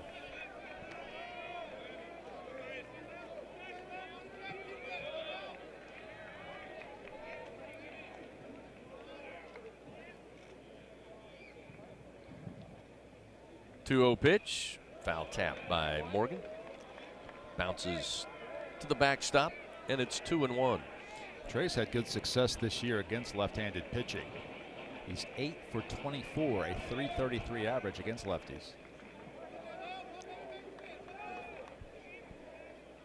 2-1 the count to Morgan. Lampkin fires. Way outside, 3-1. Well, you would think the 3-1 count and Dylan Cruz on deck that Morgan's going to get something to hit here. Runners take their lead, first and third with 2 outs. The 3-1 pitch. He does, but fouls it back into the screen.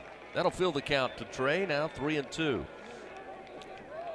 Lampkin, with his fastball, has been in the 92 to 93 mile per hour range. Trey just couldn't quite catch that one. 2 outs, payoff delivery upcoming. The pitch. Up the middle, but waiting on it is Haas, left of second base. The shortstop will throw to first in time, and that will end it for LSU. Tigers threaten, but come up empty. No runs, 1 hit, 2 men left on. We move now to the bottom of the third. It's a 5-1 LSU lead on the LSU Sports Radio Network. Adopt US Kids presents What to Expect When You're Expecting a Teenager. Learning the lingo. Jelly. Jelly adjective. Jelly is a shorter, better way to say jealous. As in, Chloe, I am like so jelly of your unicorn phone case. You don't have to speak teen to be a perfect parent. Thousands of teens in foster care will love you just the same. Visit adoptuskids.org, brought to you by the U.S. Department of Health and Human Services, Adopt U.S. Kids, and the Ad Council. We always picture the SEC student athlete for their speed, their vertical, their agility, but it's time we picture them for more. For their campus voice, their community outreach, and for the simple fact that 20 years later, they're still someone's pride and joy. More than students, more than athletes. In the SEC, it just means more. Papa, why can't we telegraph while riding a horse?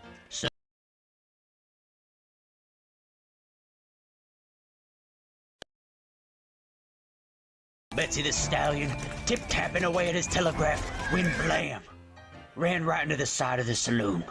Well, if Jeffro can't do it, neither should you. Don't text and drive. Visit StopTextStopWrecks.org.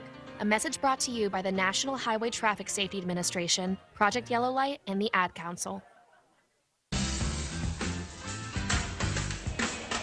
LSU Fighting Tiger Baseball from the LSU Sports Radio Network.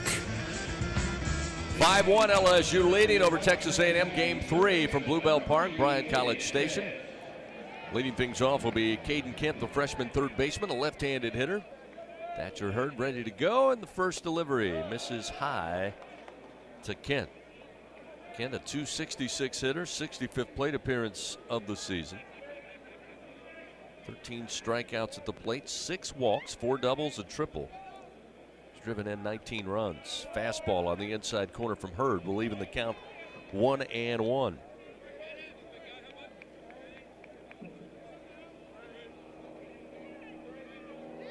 One from Hurd. Lifted foul out of play left side, makes it 1-2. While we have a moment, let's pause 10 seconds. Station identification.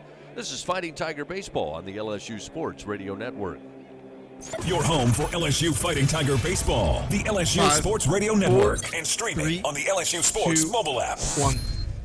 1-2 pitch, going to be fouled off by Caden Kent back inside the broadcast booth here at Bluebell Park, along with our producer Taylor Sharp in the Capital One studios, Bill Franquez, Chris Blair, wrapping up a 3-game set to open conference play. Tigers leading 5-1 over Texas A&M. Hurd fires this one way outside, evens the count now to Kent, 2-2. Tigers big night on Friday, 9-0, 7th shutout of the season. 2-2 again fouled off by Kent. Keeps the count even. And then yesterday 12-7 after trailing 4-0 early. And Jay Johnson told me before the game, Bill, he said, hey, look, love the poise of our team. Really the first adversity they'd faced in quite a while, certainly in this 13-game win streak. The 2-2 slapped and a base hit. Tigers had the semi shift on, but Thompson, playing behind second base, could not get to that one as it rolls its way into right center field. Second hit of the ball game for Texas A&M, and the leadoff man aboard. So a great job of hitting by Kent, the freshman. That will bring to the plate Hank Bard, the catcher. Came in late on Friday as a replacement behind the plate, then made the start in yesterday's game. Bard batting .167, 1 for 6 at the plate against Tiger pitching. And again, as we mentioned yesterday, Bard gives A&M 6 left-handed hitters in its lineup for the second day in a row. So now with the runner at first, Hurd delivers an inside corner called strike. 0-1. By the way, that 13-game winning streak for LSU is this team's longest since the 2017 club won 17 in a row. The 0-1 in the air, but will find the seats down the line in left. So now Bard falls behind 0-2. And the Tigers' 18-1 overall record is LSU's best after 19 games since 2013. That 2013 club also was 18-1 after 19 games. After finishing up here, Tigers will have 2 home series in the future starting next week with the Razorbacks coming to town. The 0-2 pitch, hard curve down in front of the plate. Make it 1-2. Not able to fool Bard with that one. Again, you mentioned it to me.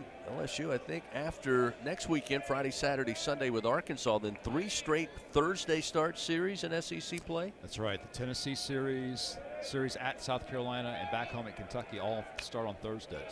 Here's a foul on a swing by Bard down the first base line. Hurd ahead in the count, 1 ball and 2 strikes. And then the only other Thursday through Saturday series will be the final one in week 10 of conference play at Georgia. Runner at first, nobody out. The 1-2 pitch to Bard, in on the hands, and he fouls it away. Spoils the fastball from Hurd. Still 1 ball, 2 strikes. Don't forget, StubHub, the easiest way to experience every Tiger game. Check the virtual view, score your seats, get your tickets delivered instantly. StubHub, the official ticket marketplace of LSU Athletics. StubHub, be there. The 1-2, and Bard fouls it off the bat and his leg. Well, we got a battle here. This count stuck at 1 ball, 2 strikes. Hurd throwing strikes and Bard fouling them off. Yeah, the A&M hitters, Kent and Bard in this inning, have really battled Thatcher Hurd, making him throw a lot of pitches. 1-2. Swing and a miss. This time Hurd wins the battle. Got the fastball up and out. Bard couldn't stay away, and Hurd records his 3rd Super One Food strikeout of the game. 1 down. And we'll see Tab Tracy, who gets the start today in center field atop the order. Speaking of StubHub, I've mentioned it a number of times, maybe your best bet, because the next 2 weekends are going to be tough tickets to find with Arkansas and Tennessee coming to the box. First pitch down in the dirt, blocked up by Neal. That will keep Kent comfortably at first base, and it's a 1-0 count. It reminds me we need to give you an SEC update as Tennessee is playing now. They've gotten that series resumed at Missouri.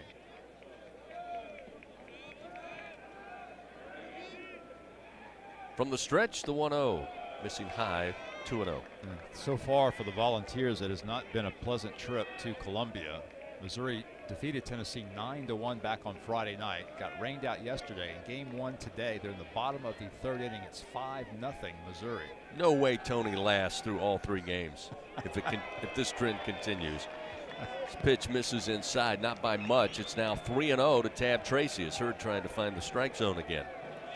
No way he's going to be able to maintain composure, losing 9-1 and then down early 5-0.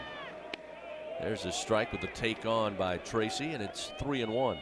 Tennessee entered that series ranked number 2 in the nation. Arkansas, LSU's next opponent in the league, is having a much better weekend. They've won their first 2 over Auburn in Fayetteville. 3-1 pitch in the air to left field. Pearson a couple of steps back, now settles under it, and a can of corn will result in out number 2, and Kent will retreat back to first base. So big second out there. That will bring Hunter Haas, who, as Bill astutely put it yesterday, has been a Haas for the Aggies this weekend. He's single-handedly kept Trey Morgan from having a big weekend. Seems like Trey has either hit it right at him hard, or Haas has made a big play with great range going to his right or left against Morgan. First pitch misses high and outside to the right-handed hitter, and it's 1-0. Haas batting .380. Fly ball out to Kling, his first time up in the first frame. Fastball, ground ball towards Jordan Thompson, diving, knocks it down, and then on the exchange from glove to hand, lost the hard ball. Everybody safe first and second. Valiant effort to get to it, had to go fully extended, and then rose to his knees and was trying to transfer from glove to throwing hand and lost the handle. Yeah, great effort there by Jordan Thompson. Looked like he was going to complete a spectacular play by getting the force at second base, but just could not come up with the baseball. The Aggies stay alive. Looks like they quickly give that an infield single.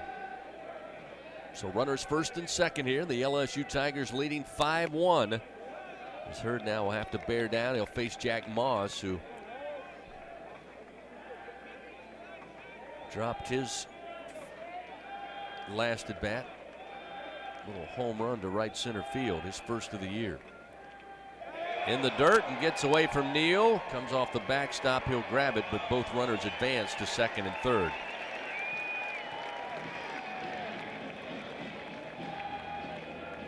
Now time going to be called as I believe that's pitching coach Wes Johnson on his way out there. Give you the rest of those SEC scores. As we said, bottom of the third, Missouri 5, Tennessee nothing. Top of the first in Athens, South Carolina looking for a sweep over Georgia. Gamecocks lead 1-0 as they bat in the top of the first inning in Athens. Just underway in Fayetteville. Auburn scoreless in the top of the first against Arkansas. Arkansas has won the first 2 games of that series. And a final in Lexington. Kentucky, which is playing at a very high level. Kentucky sweeps Mississippi State today. A resounding win. Kentucky 17, Mississippi State 3. Yowza. Runners second and third here with 2 outs, and here's a wild pitch, gets away from Neal, now runs up into the infield grass, and that will bring in a run. Hurd just uncorked that one. Neal couldn't get a glove on it. Again, Karams quickly off the backstop, rolls back by Neal, who couldn't glove it, and then up the first base line into the infield grass. Nobody could get to the baseball, and that allows Kent to score, and it's now a 5-2 LSU lead. Well, the ball ricocheted so sharply off of the backstop. On the corners, first and third. 2 outs, bottom of the third inning. It's a 3-run LSU lead, 5-2, but pressure starting to mount here.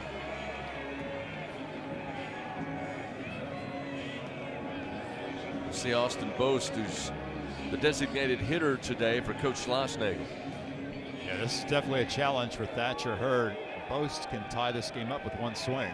Throw over to first to keep Moss close to the bag. He's able to get back safely.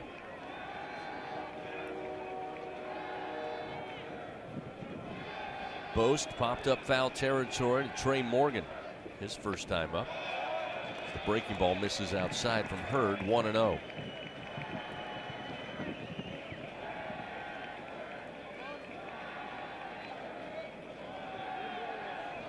Runner down at third, runner at first, 2 outs, just trying to get back in the dugout. The 1-0 in the air, shallow right field, fly ball, Kling coming in, and he will have it for out number 3. However, little Keystone Cops out there on the diamond results in 1 run for Arkansas, or rather for Texas A&M, 2 hits. They do leave 2 men on. It's now a 5-2 LSU lead. We head to the top of the 4th inning, back after this on the LSU Sports Radio Network. Now batting in the cleanup position, Jenny King, the king of clean. Tiger fans, Janny King is a proud partner of LSU Athletics and even more proud to provide you, the players, and every fan that comes to a game here with a healthy stadium that has been cleaned by our team of professionals. Let us clean and disinfect your business. Go to JannyKingCleans.com now. That's JannyKingCleans.com. Janny King, the king of clean. When you're done listening to the Tigers take another victory, the rest of the city will be waiting. After all, there's a lot more to Baton Rouge than just Saturday nights. From famous historic landmarks to iconic hole-in-the-walls, even some of the world's best blues joints, there's something special around every corner. But these foodie flavors and soulful sounds are just a sample of what Baton Rouge has to offer. Whatever you're into, it's all right here. Go to visitbatonrouge.com and start putting together your post-game playbook. Southern Air Heating and Cooling is proud to be an official sponsor of LSU Athletics. Their team of AC professionals have been serving the comfort needs of the people of Louisiana for over 25 years. Much like the fans of the Tigers, our commitment to Tiger Athletics and providing great service remains as strong as ever. Southern Air Heating and Cooling. Go Tigers!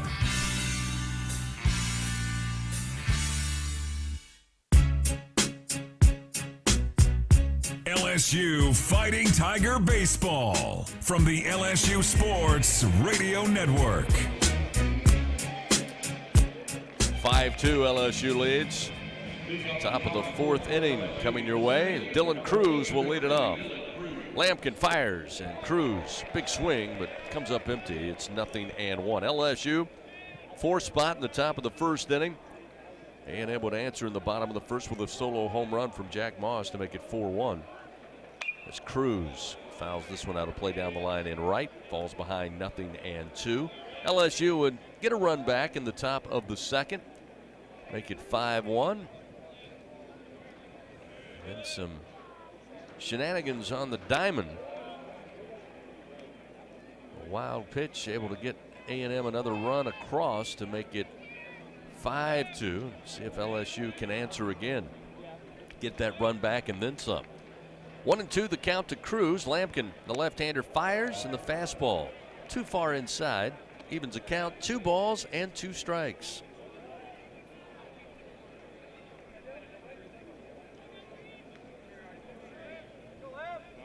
Here's the 2-2. Reaches out with a bat. Fly ball to right center field. Coming over, Jordan Thompson, the right fielder, will have it. And Cruz, the first out of the inning. Now we'll see Tommy White. Haven't seen the Aggies institute the shift today. They did quite a bit of that with both right-handed and left-handed hitters on Friday. And again, a considerable amount of time in game 2, but playing for the most part straight up here as Tommy White takes the first pitch, and foul ball left of third base. It's 0-1. White today 1 for 2. By the way, Chris, I want to let you know your instincts are correct. I just got word from one of our local media that Tony Vitello was just ejected from the Tennessee-Missouri game. So you were right on it. Oh, boy. Here's the 0-1. Strike on the inside corner. And White falls behind 0-2.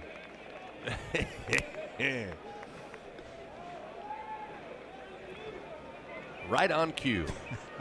The 0-2 to White. High and inside, make it 1 ball, 2 strikes.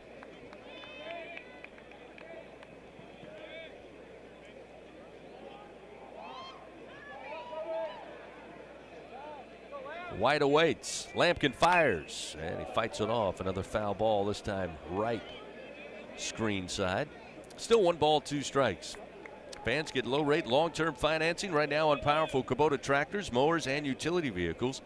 Visit LSUKubotaDealers.com for your nearest Kubota dealer and test drive a Kubota. Here's one lifted to shallow left, and the Texas Leaguer going to drop in for Tommy White, who just finds a way to get the ball in play somehow. That's his second hit of the day, and a 1-out single will put him at first base. Dropped right in front of Lavalette, who was obviously playing deep in left field. Hunter Haas going back to shortstop along with Caden Kent. Nobody could get a glove on it. Now we'll see Gavin Dugas. Dugas looking for his first hit of the day. Reached twice by way of walk. Came around to score after the base on balls in the first inning. Here's an off-speed called strike, 0-1. That for Tommy White was his 7th hit of this series. He's 7 for 12 on the weekend. Lampkin fires. High and inside. 1 ball and 1 strike.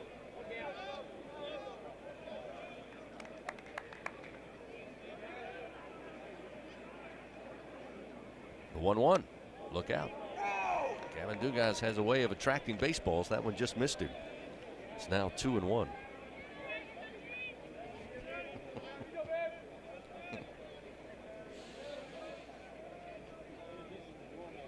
The 2-1. This time catches the inside corner. Dugas thought it was a little too close, but that'll even the count now, 2-2.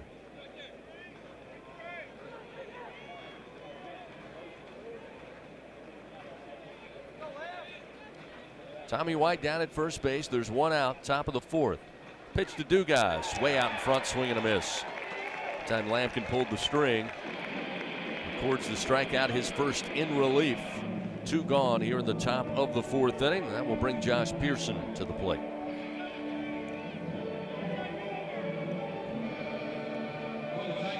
So we get another view of Chuck Connors as the rifleman on the Jumbotron.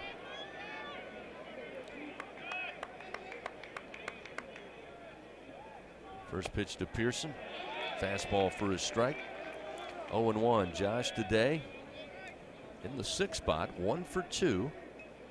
Had the 2 RBI single in the first, popped out to Caden Kent last time at third base. This one, same pitch, but too far off the plate. 1 ball and 1 strike. Again, it's so difficult.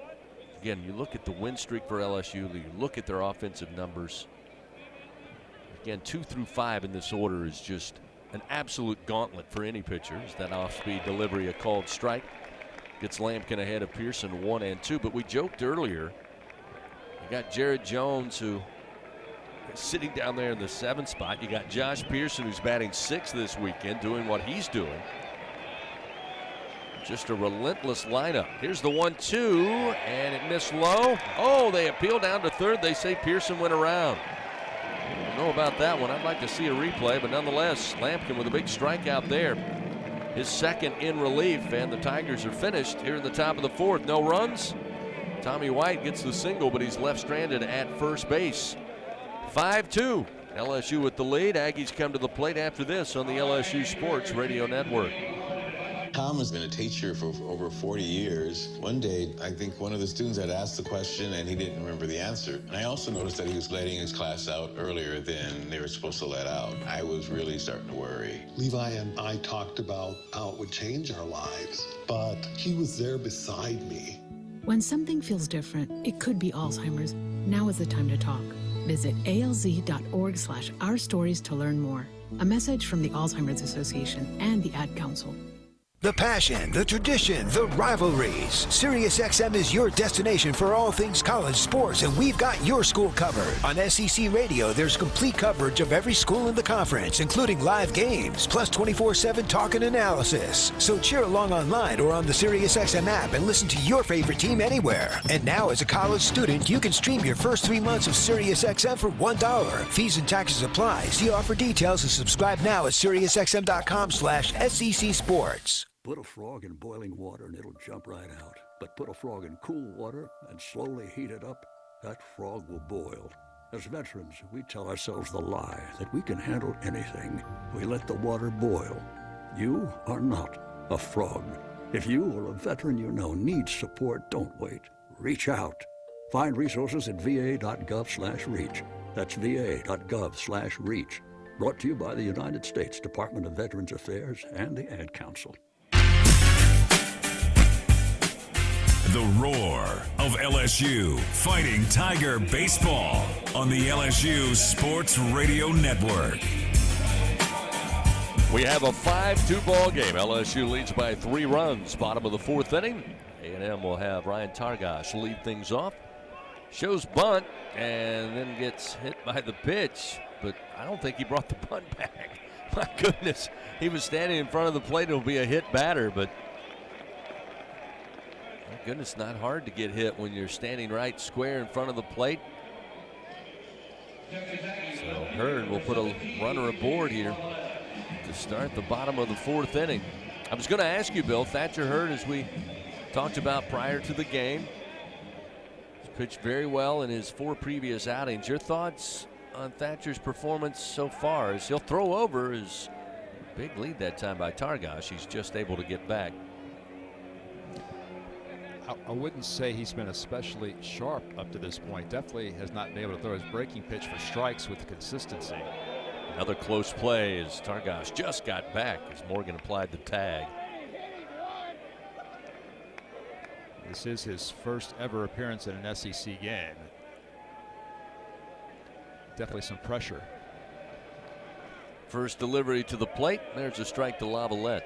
Make it 0-1. Targash, by the way, Hurd going to keep an eye on him. He's 4 for 4 in stolen bases so far this year. Again, the Aggies with 1 stolen base in this series. They got it late yesterday in game 2. From 2nd to 3rd is another fastball. This one too far inside the left-handed hitting Lavalette. Evens the count, 1 ball and 1 strike. Thatcher's pitch count now is at 64.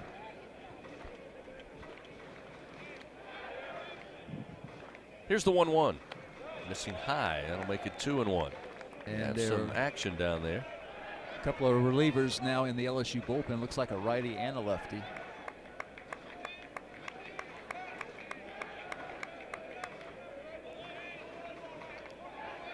Hurd from the stretch with Targash at first base. 2-1 to the plate. That's a strike to Lavalette. A couple of talented freshmen down there warming for the Tigers. You've got the big right-hander Chase Shores and lefty Griffin Herring, both Texas natives, by the way, in their home state this weekend. Both spectacular high school players here in the Lone Star State. Here's the 2-2. Again, trying to nibble that inside corner. Just missed. And that's going to fill the count now to Lavalette. Came into today's game batting .200 against the Tigers. He was a strikeout victim to Hurd back in the second. With nobody out and a runner on, payoff pitch. In on the hands and foul back into the screen. Well, we mentioned on Tuesday during the midweek the plan for Chase Shores, and Coach Johnson told us, hey, we want to have him available if need be this weekend. So we'll see if he decides to make the change, which way he goes. Here's another payoff pitch, and a foul ball dances down the first base line. Still 3-2. This inning brought to you by AccuTemp Services. Don't let AC or heater outages keep you on the bench this year. Text home run to 31996. It's your Tiger tune-up. AccuTemp Services, proud partner of LSU Athletics. Another payoff pitch from Hurd. Swing and a miss. Blew it by him. Lavalette down on strikes for the second time today, and a big strikeout for Thatcher Hurd. It's going to be his fourth Super 1 strikeout of the day, and it's the first out of the inning. Now he'll face Jordan Thompson. Thompson, a strikeout victim to Hurd back in the second inning. A huge strikeout there for Thatcher Hurd. He showed a little emotion as well once he was able to fan Lavalette. See if that gives him a little confidence boost here and get out of this inning. Strikes out the left-hander. Now he'll face Thompson, the right-hander, and delivers a fastball for a strike. May have misspoke about the lefty. I could have sworn it was Griffin Herring, but it's definitely not. It's Riley Cooper. And those two guys, you can definitely tell when it's Riley Cooper in the bullpen. He has a distinctive body type. The 0-1. Catches the outside corner as Thompson squared the bunt. Nicely placed as Thompson gave up on the pitch. It's 0-2. So it is Chase Shores, the right-hander, and Riley Cooper, the lefty, in the Tiger pen right now. Runner at first, one out. The 0-2. Reaches out with a bat, fouls it off. Still 0-2 to Jordan Thompson. Thompson 1 for 8 this weekend against the Tigers. Aggies down 3 runs, 5-2 here in the bottom of the fourth. Hurd delivers. A little flare and gets over the head of Dugas into right center field. And Thompson with his second hit of the weekend does its job. Nothing flashy. And now with one out, A&M with runners first and second. And we'll see how long Jay Johnson decides to leave Thatcher Hurd out there. Keeping an eye on Jay and see how he moves around there in the dugout. There he pops up, and he's on his way to the mound. Really, again, you know, with Jay Johnson, more times than not, Bill, he's not going to let a guy extend himself when things get tight. That's kind of been the MO we've learned with Coach Johnson. And again, I think one of the foundations of this program, the entire pitching staff understands that. So he's going out there, and he'll make the change. So we'll see who comes out of the right field bullpen for LSU. Looked like he used his left hand. Yeah, is that Riley Cooper? Should be Riley Cooper, yeah. So Cooper will come in. A pitching change powered by Sunshine, your hometown John Deere dealer in Louisiana. LSU leading by 3, 5-2. The Aggies are threatening with runners on first and second. Just one out when we return on the LSU Sports Radio Network. It's good to be able to make a change, to never feel stuck. That's why at Cox, we're making a change too. Now Cox Internet plans are flexible, so you can choose to just go with Internet, add TV tomorrow, or home automation down the line. It's easier than ever to get just what you want and nothing you don't. Flexible plans from Cox. Change anytime. No commitments, no penalties. See for yourself at cox.com/internet. Additional services can be added at then current regular rates. All services subject to residential customer service agreement and acceptable use policy. Restrictions apply.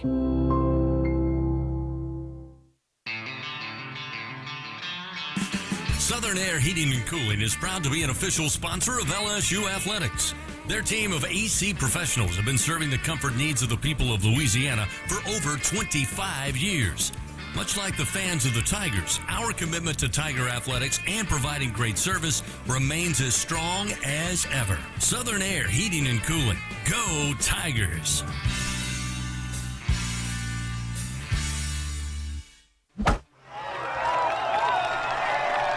Hey, Tiger fans! Don't miss out on the latest John Deere deals from Sunshine. Ask us about tractor packages with 0% financing available. From Alex Box Stadium to your own backyard, the grass is always greener behind the wheel of a John Deere. Learn more at sunequip.com. Some restrictions apply. See dealer for details. Offer ends May 28, 2023.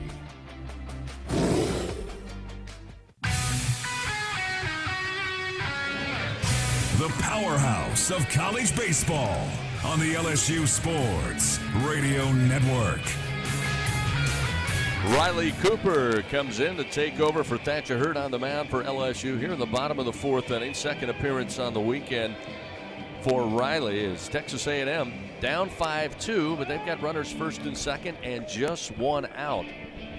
That will bring Caden Kent, the third baseman, to the plate here. Kent had a single, came around to score. Second run of the game for the Aggies back in the third inning. Lefty on lefty, and the first pitch is low for ball one.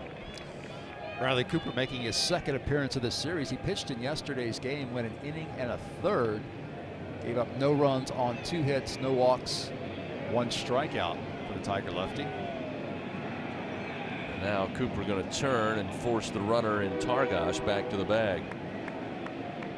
Well, of course, the Tigers got started early here today, heated things up, scoring 4 runs in the top of the first. But remember, when you're ready to cool it down where you are, count on slow melt ice. This pitch from Cooper sails outside. It's now 2-0 to Caden Kent. Slow melt ice since 1997.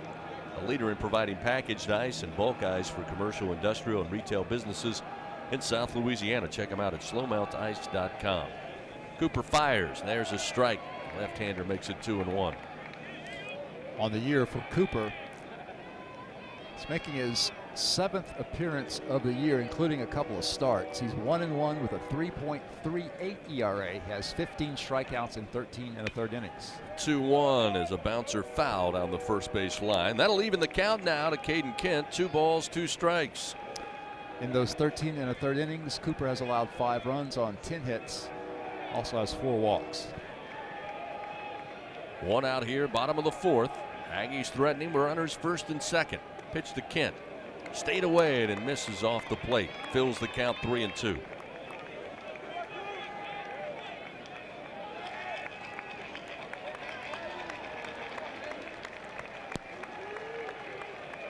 Looking for the second out of the inning here. Cooper fires right back to him on a ground ball. He'll fire to Thompson at second. Relay to first in time for the twin killing. And the Aggies are done here in the bottom of the fourth inning. Cooper, little athleticism, gets the double play started. Thompson with the rocket arm finishes it with the throw to Morgan. And the Aggies come up empty. No runs, 1 hit. Again, the Tigers, excellent job defensively, and they keep a 5-2 lead as we head now to the top of the 5th on the LSU Sports Radio Network.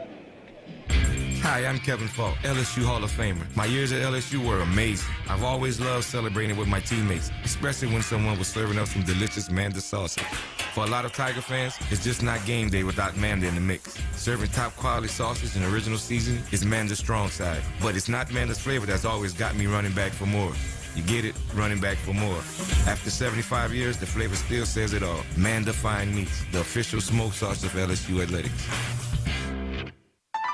Together, we are partners, setting a new standard for health. Together, we prove that no matter how battle-tested we are, our spirit remains undefeated. Our Lady of the Lake and LSU are creating transformational change and impacting Louisiana with a new standard for healthcare, research, and education. Together, Our Lady of the Lake and LSU are champions for Louisiana. Together, we roar. Learn more at ololrmc.com/LSU. NIL is dominating the college sports scene, and LSU has positioned itself at the front of the pack. But to remain competitive and stay ahead of the rest, we need your support. Bayou Traditions is the official NIL collective of LSU Athletics. Join the tradition and become a member by signing up online at BayouTraditionsCollective.com. Members receive exclusive access to LSU student athletes that you can't get anywhere else. Help ensure LSU remains a leader in the NIL arena. Sign up today at BayouTraditionsCollective.com. Back to the action of LSU Fighting Tiger Baseball on the LSU Sports Radio Network. Great defensive play. The Tigers turned their first double play of the series on a comebacker to Riley Cooper, who had just checked into the game as a relief pitcher and able to get out of a semi-jam there with the Aggies 2 men on and 1 out. As Jared Jones leads things off here in the top of the 5th inning. First pitch missing, second pitch swing and a miss, and it's 1-1. Jones today, strikeout in the first inning, flied out to left field last time in the third. Of course, went 4 for 5 in yesterday's game 2 as this fastball from Lampkin misses inside. That'll make the count 2 balls and 1 strike. Again, he got his first SEC hit on a little dinker, as Jay Johnson said, just beyond the first base bag that drove in a run when the Tigers exploded for 6 in the 4th inning. Then had a 3-run bomb later. Fastball again, too tight on the right-handed hitter, and it's 3-1. Not where you want to be if you're Justin Lampkin.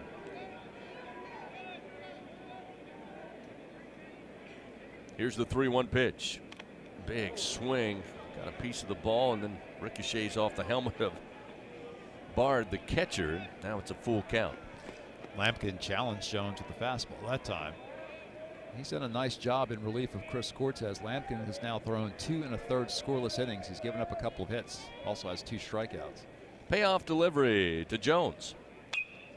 In on the hands, and a fly ball just out of the reach of Hunter Haas. The shortstop was going for the flare, and it drops right by him in left center field. One of the rare times when Hunter Haas has not caught up to the baseball. He's made several great plays this weekend. That one just lightly off the bat of Jones, but had enough to get by the Aggie shortstop, and Jones with a leadoff single will bring Jordan Thompson to the plate. Thompson with a base hit and an RBI in that first inning. Hit by a pitch last time in the third.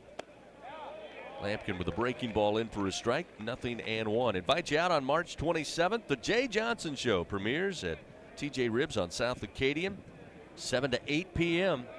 Tune in on Eagle 98.1 FM or on the LSU Sports mobile app. Pitch from Lampkin, a hard curve down in the dirt. Dribbles its way to the plate. 1 ball and 1 strike now to Jordan Thompson.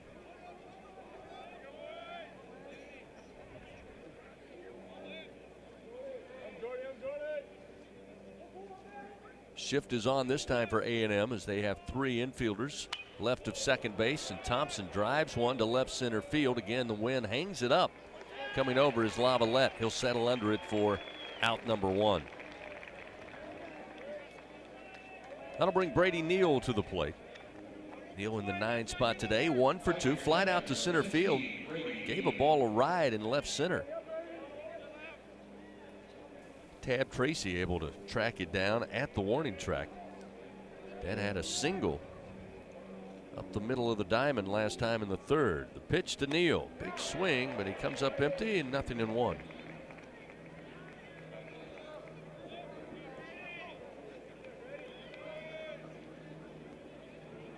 Jared Jones takes his lead off first. The left-hander Lampkin to the plate.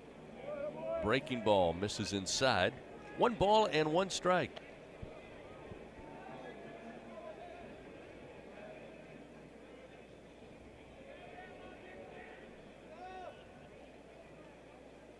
The 1-1. Again off speed, but low and inside. 2 balls, 1 strike to Brady Neal. Game time temperature 51 degrees. Currently here in Bryan College Station, 54. Lots of sunshine though. As this one fouled out of play off the bat of Neal. Evens a count 2-2.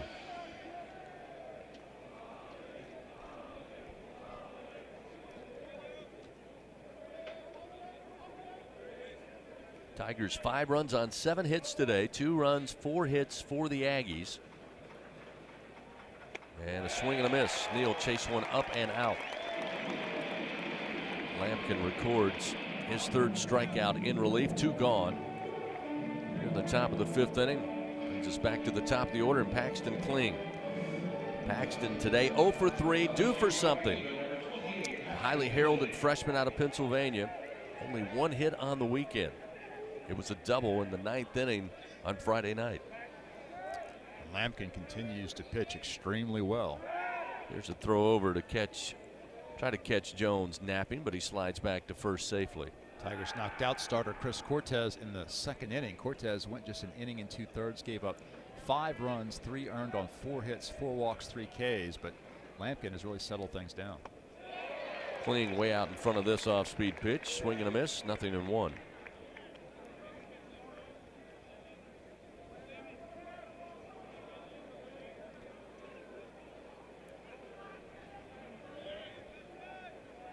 Two outs, runner at first.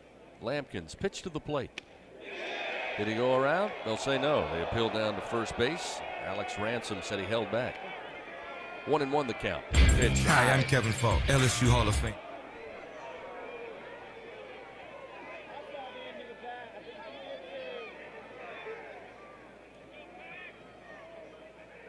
Showing bunt. The 1-1. He'll bring it back. Pitch misses high. 2-1.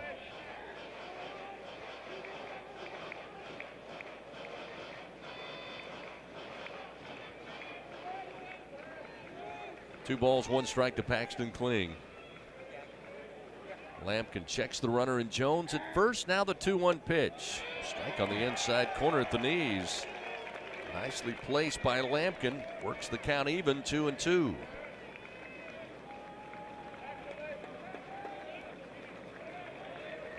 Again, the shift on defensively for the Aggies, with Targash playing just right of second base, and there'll be another toss over to first to check on Jones.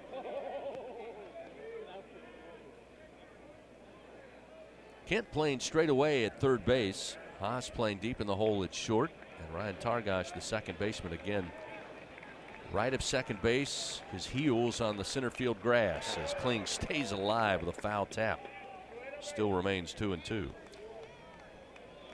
Paxton definitely due to make something happen right here. He's just 1 for 13 in this series.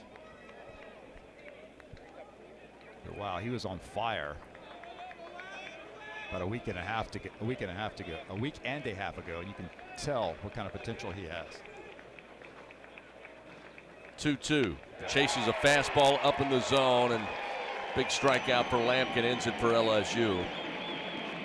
No runs. They squander the hit for Jones. They leave him stranded at first base. Still 5-2. Tigers lead. Head to the bottom of the 5th here in Bryan College Station on the LSU Sports Radio Network. Hub International is Louisiana's premier employee benefits and commercial insurance brokerage. Hub can insure just about any risk that your business faces. Did you know Hub even insured the bonuses for our football coaches in 2022? Hub specializes in the construction, healthcare, real estate, and hospitality industries. Chances are you're probably already doing business with someone who does business with Hub. Turn to the agency that the Tigers, Saints, and Pelicans choose. Hub International. Visit them today at hubinternational.com. You'll like it hot and spicy? Then play Boil 'em Up from the lottery. Win up to $3,000. You've hit the bonus round. Play Win It All bonus. Win up to $17,000. Looking for a jolt of cash? Pick up High Voltage Bingo and win up to $30,000. Stack up your winnings with $200,000 stacks. Top prize $200,000. The Louisiana Lottery, giving you a reason to smile. Must be at least 21 to purchase. And we're back with breaking news. Coke Zero Sugar might be the best Coke ever. That's right, Jim. Coke Zero Sugar is a must-try for any Coke fan, so make sure you... Jim. Jim. We're on the air. Ooh, yes, this tastes like the best Coke ever to me. Your thoughts, Jen? Well, can I have a sip? Jen, we're in the middle of reporting the news. I need to try it first. the powerhouse of college baseball on the LSU Sports Radio Network. Bottom of the 5th inning, 5-2, LSU leading. Already clinched the series with yesterday's victory over Texas A&M. The Aggies putting up a little more of a fight here today. LSU got off to a great start, 4 spot in the top of the 1st inning. Aggies able to plate a run in the bottom half of that frame. LSU answered with a run in the top of the 2nd to make it 5-1. And then the Aggies with a run across in the bottom of the 3rd to make it a 5-2 game as Riley Cooper started his first full inning of work, came in relief and started up a double play to end a threat for the Aggies last time. First pitch off speed, misses high, ball 1. At the plate is Coffer, a pinch hitter. Second time we've seen him at the plate this weekend. This one missing for ball 2, 2-0. Aggies having to adjust their lineup a little bit with the lefty Cooper in the game now. Coffer, a right-handed batter. Bard was a lefty. 2-0. There's a strike. Make it 2 balls, 1 strike. Coffer with his 13th plate appearance of the year, batting under 100. 1 for 12 so far. 2-1 from Cooper. Misses outside. Completely lost that offering. It's 3-1. Got Coffer cold off the bench, stands in. You don't want to give him one. 3-1, comes back with a fastball to swing and a miss. So Riley not going to just easily offer up the free pass. It'll be a full count though. He'll have to find another strike or elicit an out. Payoff pitch. Missed low at the knees for ball 4. And Cooper does give up the walk to the leadoff man, Coffer. Oh, that's tough to walk a guy who only has 13 plate appearances all year, and now you face the top of their order, and they're going to pinch hit again. Send another right-handed hitter to the plate to take the place of Tab Tracy. Stanley Tucker, 5'9" junior transfer out of New Mexico Junior College, will take over for Tab Tracy in the leadoff spot. Top the order, rather. So now with a runner at first, nobody out. Cooper again. Cold off the bench, right-handed hitter in Tucker stands in. The first pitch a called strike at the knees, 0-1. This is just the 10th at bat for Tucker. As Cooper delivers and a foul off the end of the bat. And Cooper this time ahead in the count, 0-2. Fans just like the winning lineup. Cintas has the all-star services for all your business needs. Everything from uniforms to kitchens and restroom solutions. Get ready for the workday with Cintas. Coffer aboard on a walk. He's at first base. Got Gavin Dugas shaded towards the second base bag with the right-handed Tucker at the plate. Here's the pitch. Good 0-2 pitch, but it misses outside and low. Tucker moves the count. 1 ball, 2 strikes.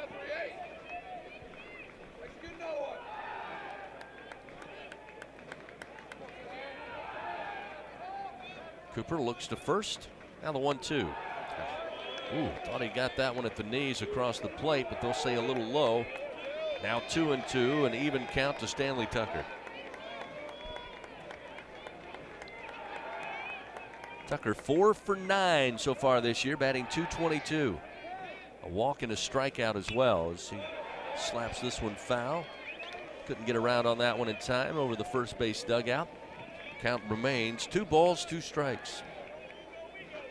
This A&M club very patient at the plate, as we've described during the weekend. They will rarely chase pitches out of the zone. 2-2 the count. Pitch. Just missed the outside corner again. The corners have been tight all weekend, but Cooper thought he had him there. Now we'll have to offer up another payoff delivery with a full count, 3-2.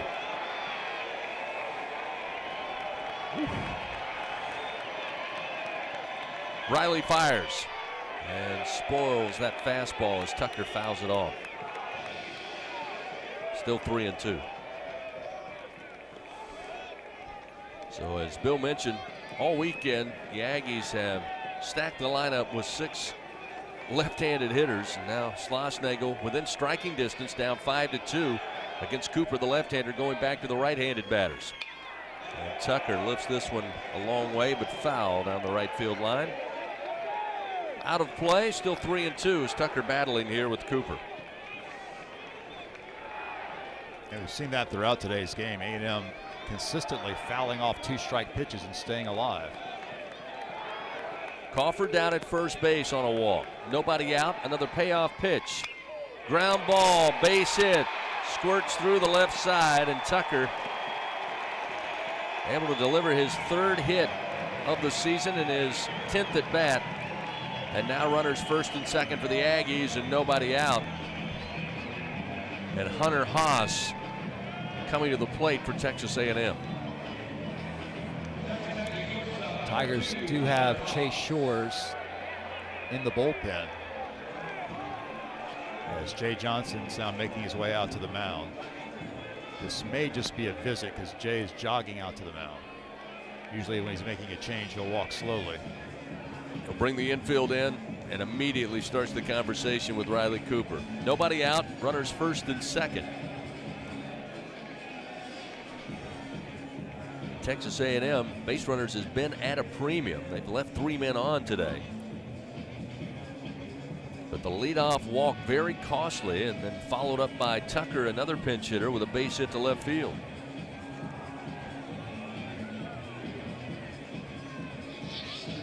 So the meeting all over with. Everybody heads back to their respective positions. Neal back behind the plate, Cooper on the mound. And Hunter Haas, who today in the 2 spot, 1 for 2, including a base hit in the 3rd inning.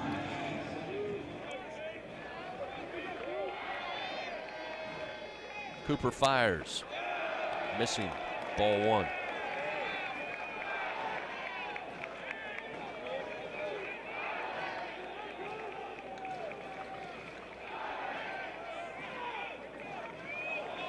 And the Tigers work themselves out of this jam here in the bottom of the 5th. Swing and a miss on a floating off-speed pitch that time from Riley Cooper outside of the plate. Haas stepped across the plate trying to reach it. 1-1 the count. Talked about how good Hunter Haas has been this weekend for the Aggies. He has 5 hits in the series. Cooper fires, jams him, and he fouls it back against the facade to our right. And now going to have to go track it down. They will send in Crawford. Tucker with plenty of speed around 3rd. He will score. And Hunter Haas delivers in the bottom of the 5th inning. It's now a 1-run game, 5-4. 2 RBI double to right center field. Wasn't hit particularly hard, but it dropped quickly in shallow right center. Cruz did all he could do to get over and cut it off, but easily Crawford and Tucker score. That's the 5th hit of the day for Texas A&M. And the Tigers' lead has dwindled to 1 run. Haas down at second base represents the tying run, now in scoring position. And it'll be Jack Moss, who had a home run to get the Aggies on the board on a solo shot in the bottom of the 1st inning. First delivery missing from Cooper. It's 1-0. Again, it's lefty on lefty now as Moss, the left-handed hitter. They had the home run in the 1st, aboard on a walk in the 3rd as Cooper will spin and look the runner back to second.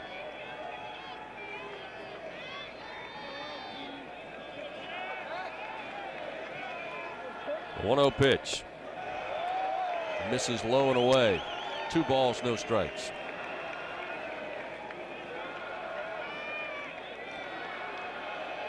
Austin Bowe stands on deck. He's a right-handed hitter. Again, there are still no outs. 2-0. Misses low, and it's now 3 balls, no strikes. Again, pitching coach Wes Johnson said it. They're not going to chase. Very disciplined hitters. Paul Skeens had so much effectiveness because he just challenged him with the triple-digit fastball. Take is on, the pitch nowhere close, and that will walk Moss. Now runners first and second. And Jay Johnson on the top step of the dugout. Has a lot of confidence in Riley Cooper, but right now the left-hander in tons of trouble. And that'll bring Jay Johnson out. He's going to make a change. Nobody out. Runners first and second. LSU leading now by a run, 5-4. As Austin Bose comes to the plate, he will face a new Tiger pitcher. We'll tell you about it after this timeout. Pitching change powered by Sunshine, your hometown John Deere dealer in Louisiana. Back after this on the LSU Sports Radio Network. Tiger fans, with awesome John Deere deals by Sunshine, you'll never strike out. Ask us about tractor packages with 0% financing available. When you're looking for excellent products to help you get the job done, look no further than Sunshine Quality Solutions. Learn more at sunequip.com. Some restrictions apply. See dealer for details. Offer ends May 28, 2023. It takes true grit to wake up every morning dedicated to a higher standard of work.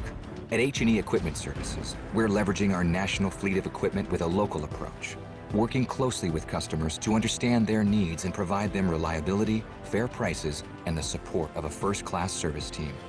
We're an equipment company, run by equipment people. Where others stop, we continue. H&E Equipment Services, the higher standard in equipment rentals, sales, parts, and service. You'll like it hot and spicy? Then play Boil 'em Up from the lottery. Win up to $3,000. You've hit the bonus round. Play Win It All bonus. Win up to $17,000. Looking for a jolt of cash? Pick up High Voltage Bingo and win up to $30,000. Stack up your winnings with $200,000 stacks. Top prize $200,000. The Louisiana Lottery, giving you a reason to smile. Must be at least 21 to purchase. Your home for LSU Fighting Tiger baseball. This is the LSU Sports Radio Network. One of the things I talked to Coach Jay Johnson about prior to the game is this Texas A&M squad going to go down without a fight. So far they have it here in Game 3, down 4-0 after a half inning. Now a battled back, chipped away, and with nobody out in the bottom of the fifth, they make it a one-run game, 5-4. Chase Shores called upon. He will take over on the mound for LSU as Austin Bose, the right-hander, will come to the plate. Aggies runners first and second. And believe you me, listening to Coach Schloss after yesterday's game, I had a sense he was going to tear into his club about their lack of competitive nature. Been a different club so far here today as now Shores comes in to try to stop this. First pitch to Bose, the fastball, a strike. Woo! Steams that one up there, and it's 0-1. Chase Shores making his debut in an SEC game. The 6'8", 245-pound right-hander out of Midland, Texas. Change of pace to be sure here between Cooper and Shores. Bose stands in. Now Shores will look back the runner in Haas to second base. Moss aboard. He's at first base. Again, Paul Skeen's masterful on Friday, but starting pitching for LSU in Game 2 and Game 3, kind of a mixed bag. Here's a ground ball towards second base. Dugas flips it to Thompson, steps on the back, fires a bullet, and in time to get Bost at first base. Without the arm of Jordan Thompson, Bost is safe in that play, but it's a twin killing, and it looks like we're going to get a challenge possibly from the Texas A&M dugout. But man, oh man, Thompson can unleash quickly. Jordan just had a slight bit of hesitation in transferring the ball from his glove to his hand before throwing it, and that made the play a little bit closer than it initially may have been. Jim Schlossnagle out now speaking to the umpires about a video review. So they are, again, with this new collaborative replay, again, that's been in play for a while. The umpires stay on the diamond. And they go to the replay unit in Birmingham at Central Command. So they are all on the diamond. Jay Johnson coming over to maybe get a clarification on the challenge. They have a quick conversation, he and Jeff Head. Jay Johnson now back to the dugout. Again, we do not have privy to a monitor here, so It's way back in the back for those who stand in the back of the radio booth. Texas A&M is challenging the call of first base of out. All right, so we get the reason for the replay, which is pretty obvious, but I do love the new microphones because sometimes there is a question as to what they are reviewing. Again, as the play was called, it was a double play, 4-6-3 to get the second of the inning. Whoa, hey now. There's always going to be a little technical gaffes there when you add a new microphone to the system. So we apologize for that outburst. Again, Texas A&M has both standing on first base. As Haas advanced to third, but again, the big key is whether there are 2 outs on the board or just 1. It looks like we may get the decision coming up. They're talking to the folks in Birmingham. Again, in real time, it looked like Jordan, even with that hesitation, used that lightning bolt to get it to Morgan, threw it right on the money, and he feels pretty confident he got the double play. Let's see. Out at second base is confirmed, and the call at first base of out is confirmed. Texas A&M loses and challenge. So the Tigers get the twin killing. Their second of the game, second of the series, and a big 2 outs. And now Chase Shores, again, not quite out of the woods. Ryan Targash will come to the plate, a left-handed hitter. He's got Haas, potentially the tying run, just 90 feet away. Shores, the right-hander. Lone Star State native, fires a fastball down at the ankles to the left-hander, and it's 1-0. Shores on the year is making his 5th appearance of the season. This is his first time in a relief appearance, as he has 4 starts on the year.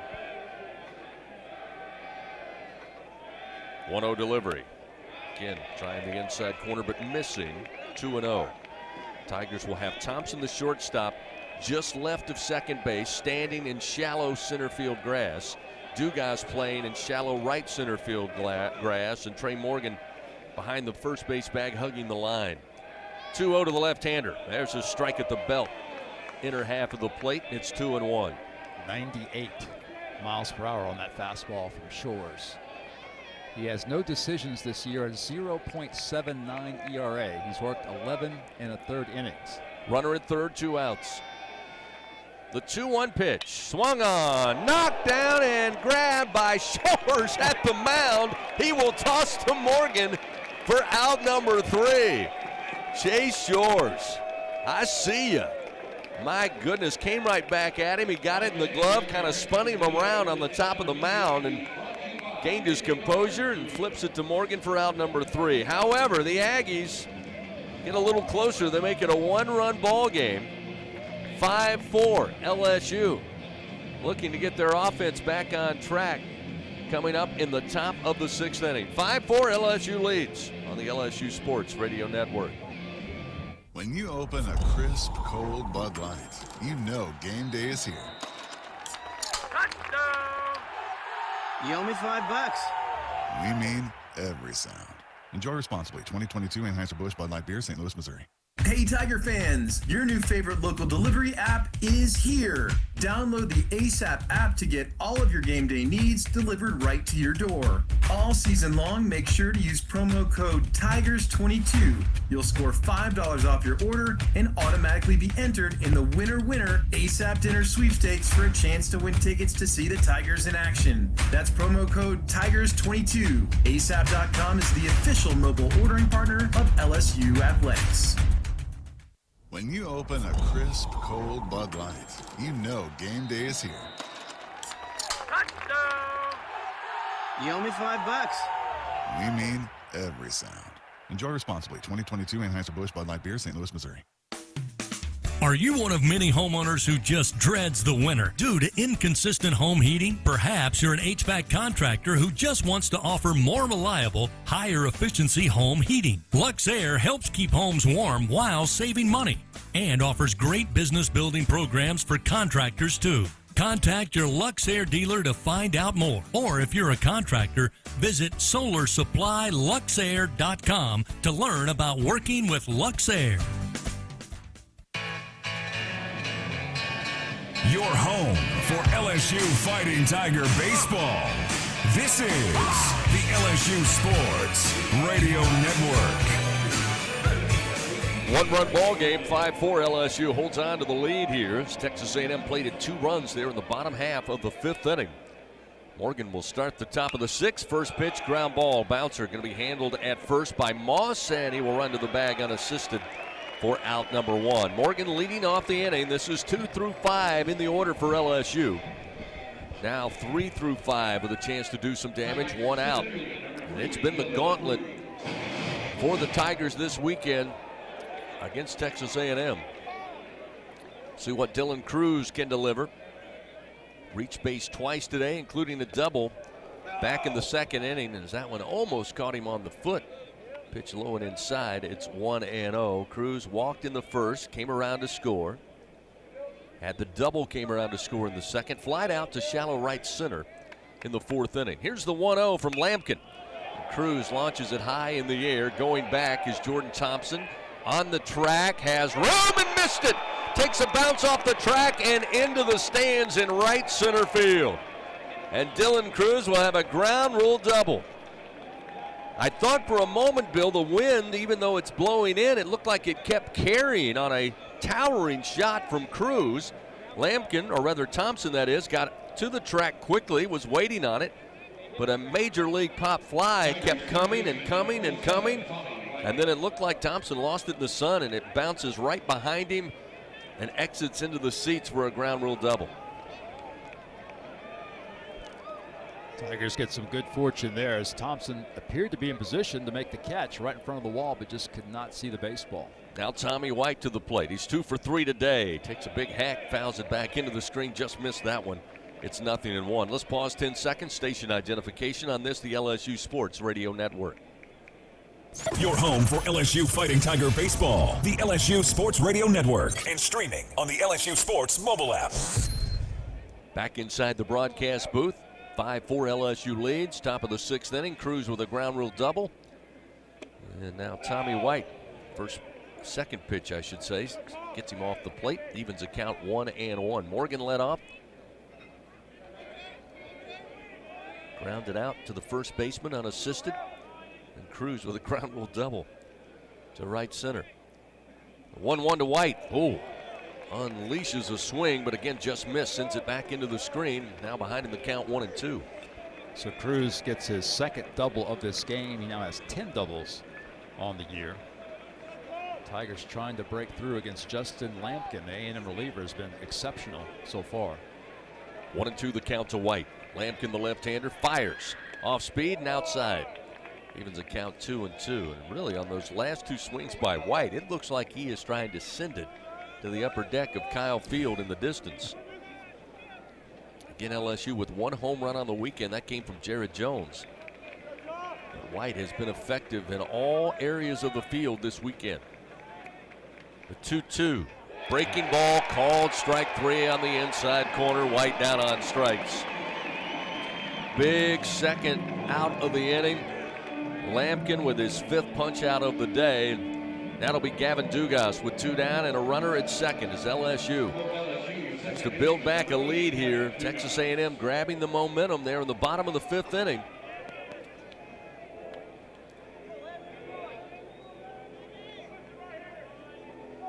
Lampkin looks back to second, to the plate. Off speed and a strike at the belt. 0-1. Lampkin now has worked 4 innings. No runs. He has given up 4 hits, but no walks and 5 strikeouts. Dugas a strikeout victim to Lampkin in the 4th inning. The 0-1. Swing and a miss. Lampkin ahead, 0-2.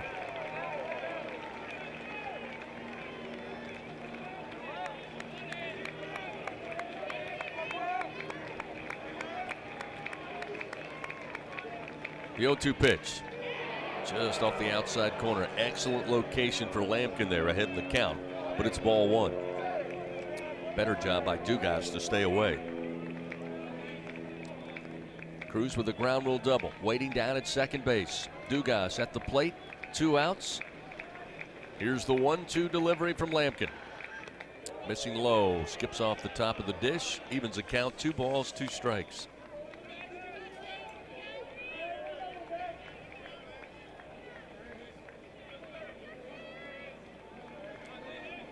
Dugas 0 for 1 today. Now time going to be called. And Nate Yeske, the pitching coach, sprinting out to visit with Lampkin here. On an even count, 2-2 with 2 down. And you can almost sense Texas A&M says, hey, this is a pivotal point for us here.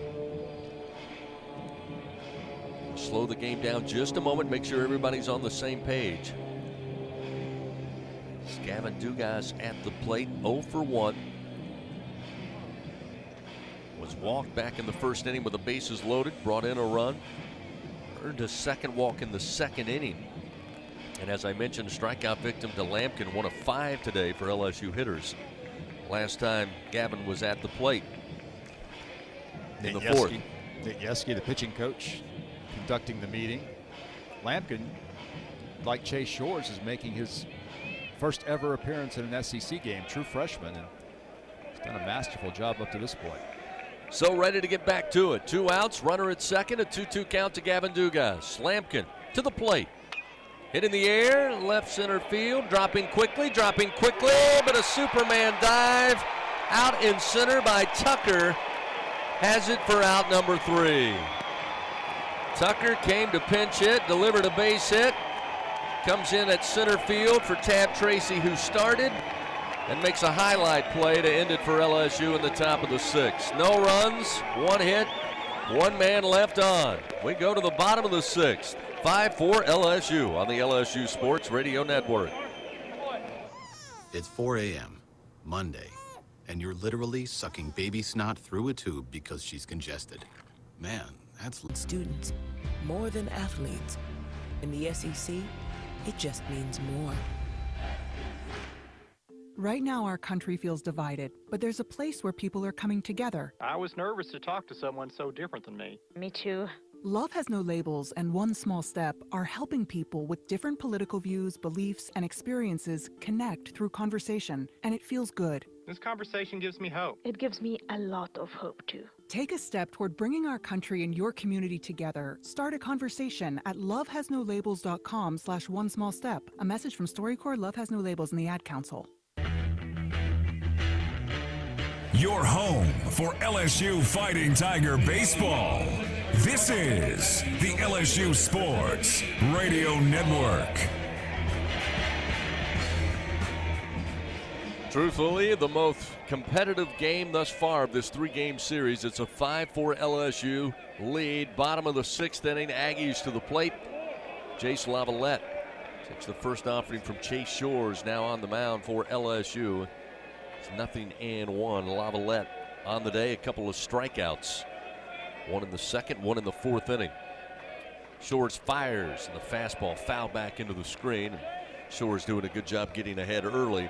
0-2 the count. Fans, visit your local Kubota dealer. See why Kubota, the #1 rated reliable tractor under 100 horsepower in the US of A. Visit LSUKubotaDealers.com for your nearest Kubota dealer.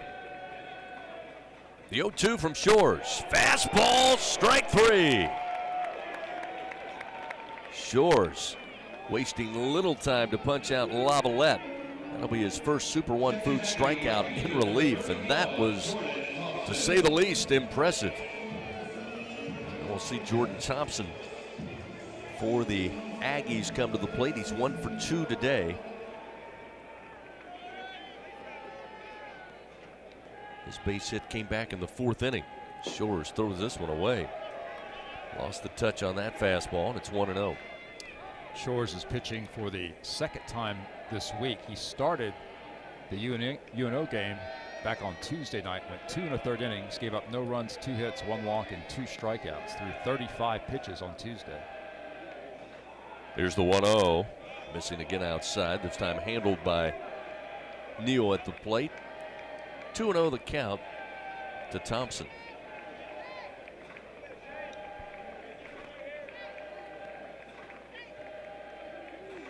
Shores 2-0 pitch. Wow, just missed the outside corner again. 3-0 now. Thompson 2 for 9 at the plate for the Aggies against the Tigers this weekend, but looking at a 3-0 count here. Shores winds, heaves a fastball, and it's a strike at the knees. 97 on the gun, make it 3-1. Again, the pitch prior to that one looked better than that strike did. Still a 3-1 count. Shores trying to battle back. Misses outside, ball 4. Another leadoff walk. It's been trouble for LSU today. Thompson will trot his way to first base. We'll see Caden Kent. Kent at third base, also 1 for 2 today. Had a base hit, came around to score in the third. Did hit into that pivotal double play in the 4th inning. That was started by Riley Cooper on the comebacker. Got a runner at first. Thompson extends his lead. He's got some speed out there. Shores knows it. Fires over to first as Kent gets back with a head-first slide. Aggies have not had many opportunities to steal in this series. They are 1 for 1 in stolen base attempts this weekend. Shores from the stretch. Fires to the left-hander. He held back. Missed high. They'll appeal eventually down to third, but Zach Neff says no, and it's 1 ball, no strikes.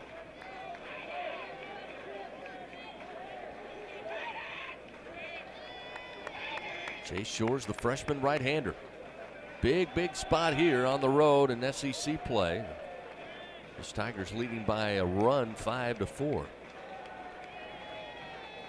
LSU scoring all 5 of their runs in the first 2 frames. Again, we've talked about it. Lampkin, the reliever, has silenced the LSU bats. Runner goes, the 1-0. Right back to Shores. He grabs it on the line drive, throws to first. Double play. That'll do it for Texas A&M. They put on the hit and run, but Chase Shores again flashing the leather on the mound. And the Aggies are done. No runs, no hits, and nobody left on. 3rd double play of the day for this LSU defense. They hold on to a 5-4 lead. They come to the plate when we come back on the LSU Sports Radio Network. When it comes to investing in your home's comfort, it's never just one thing. You want to make sure you get an air-conditioned system that's reliable, affordable, energy efficient, backed by a strong warranty, and is installed by a dealer you can trust. That's why people who insist on the best choose Trane. Plus, right now, Trane is offering special financing. So what's not to love? Visit TraneSouth.com to find a local Trane dealer today. It's hard to stop a train. Subject to credit approval. Ask for details. When you're done listening to the Tigers take another victory, the rest of the city will be waiting. After all, there's a lot more to Baton Rouge than just Saturday nights. From famous historic landmarks to iconic hole-in-the-walls, even some of the world's best blues joints, there's something special around every corner. But these foodie flavors and soulful sounds are just a sample of what Baton Rouge has to offer. Whatever you're into, it's all right here. Go to visitbatonrouge.com and start putting together your post-game playbook. Y'all like it hot and spicy? Then play Boil 'em Up from the lottery. Win up to $3,000. You've hit the bonus round. Play Win It All bonus. Win up to $17,000. Looking for a jolt of cash? Pick up High Voltage Bingo and win up to $30,000. Stack up your winnings with $200,000 stacks. Top prize $200,000. The Louisiana Lottery, giving you a reason to smile. Must be at least 21 to purchase. The powerhouse of college baseball on the LSU Sports Radio Network. Top of the 7th inning, Josh Pearson to lead things off. Tigers leading 5-4. How about Chase Shores? Freshman right-hander put in this spot. Texas native comes in. Has 2 scalding comebackers, one on the ground that he handles, and then a line drive to double up the Aggies to end any threat there in the bottom of the 6th inning. This pitch missing to Pearson. It's now 2-0. Josh on the day, 1 for 3. He was certainly integral in that 4-run top of the first. Had an 2 RBI single, I should say. The Tigers plated those 4 runs. That's when a strike, make it 2-1. Pearson takes ball 3. 3 balls, 1 strike. Lampkin's now at 75 pitches. Perhaps the Tigers can get to him as he sees his pitch count go up. Hitters count here for Pearson. The left-hander Lampkin delivers. Missed ball 4. Leadoff man aboard for LSU. That's the first walk issued by Lampkin in his 4 1/3 innings outing. And now we'll see Jared Jones, the right-handed hitting freshman, who's 1 for 3 today. And Jim Schlossnagle making his way out to the mound. So you may have been right on it with the pitch count. We'll see, although it's not a sprint, although he's looking, and he will make the change. Looks like they'll bring in a right-hander. We will see, but Lampkin going to get a hand for his effort on the mound today after Chris Cortez got rocked early.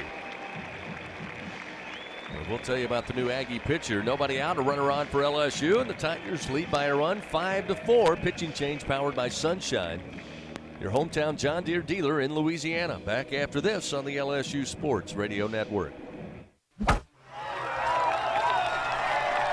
Hey, Tiger fans, don't miss out on the latest John Deere deals from Sunshine. Ask us about tractor packages with 0% financing available. From Alex Box Stadium to your own backyard, the grass is always greener behind the wheel of a John Deere. Learn more at sunequip.com. Some restrictions apply. See dealer for details. Offer ends May 28, 2023. Albertsons is making shopping and saving easier than ever. Just For You deals is now Albertsons For You. It's everything you love about Just For You with all new perks. Get rewarded for just being you, including personalized deals, a free item every month, and even a treat on your birthday. With Albertsons For You, you earn points every time you shop and redeem them for discounts on groceries and more. Brand new Albertsons For You members receive $5 off their next $25 or more purchase just for signing up. Download the Albertsons app or simply update your existing mobile app to see your all new, all awesome perks. Albertsons, fresh foods, local flavors. Support your LSU Tigers with Hancock Whitney, the official bank of LSU athletics. From game day to the offseason, Hancock Whitney LSU credit and debit cards are a big win for any Tiger fan. Want to get your paws on these cards? Well, apply online or visit HancockWhitney.com/LSU. Hancock Whitney Bank, member FDIC. All accounts subject to credit approval. Terms and conditions may apply. Your home for LSU Fighting Tiger baseball. This is the LSU Sports Radio Network. So after an excellent job in relief by Lampkin, carried the load for Texas A&M after LSU came out swinging with 4 runs in the top of the first inning. He now heads to the showers, and pitch count eventually got up. LSU has Pearson aboard as Lampkin gave up his first walk in relief here to start the top of the 7th inning. Now we'll see Robert Hogan take over, a right-hander. He'll face Jared Jones, who now stands in. Pitch to Jones. Strike on the inside corner. Number's not going to knock you over on Hogan, the right-hander. He's got no decisions, an ERA of 9.64. He's only thrown 4 2/3 innings this year, but does have 7 strikeouts in that time frame. The 0-1 off speed, missing low. 1 ball, 1 strike. It's his 6th appearance of the season. In 4 2/3 innings, he's given up 5 runs on 5 hits with 3 walks and 7 strikeouts. Jones with 5 hits on the series. Waits on the 1-1 pitch from Hogan. Runner at first. Here it comes. And he went around. Couldn't hold back as that one got away momentarily from Coffer, who checked in for Bard defensively at catcher after coming in to pinch hit. Eventually came around to score after being walked to start the bottom of the 5th inning. 1-2 the count to Jones. Hogan fires. Miss low. I'll say it may have caught the bat. Let's see. They wanted to appeal down to first. Schlossnagle out of the dugout here. It looks to be a little confusing. Now we have a discussion between home plate umpire David Savage and Alex Ransom, the first base umpire. It looked like the home plate umpire was saying it was foul tipped, although I thought Jones held back. And now everybody calms down, and again the count remains 1-2. We haven't had a change in indication from our home plate umpire, so apparently it will be 1 ball, 2 strikes. So Jones digs back in. Hogan from the stretch checks the runner at first, and Pearson. Now the pitch. Gets away from Kaufer, runs up the third base line, and Pearson will jog on into second base. That'll even the count to Jones now, 2-2. Bill, did you get any sense out of what that was? Was it a foul tip? It looked like it appeared to be what the home plate umpire was indicating. The ball nicked the bat of Jones. Nonetheless, now 2-2 to Jones. Righty on righty matchup here. The 5-4 LSU lead is now time called. Hogan steps up. It's like Jones is definitely going to see a heavy dose of breaking balls from Hogan. The 2-2. Slider misses outside. That will fill the count.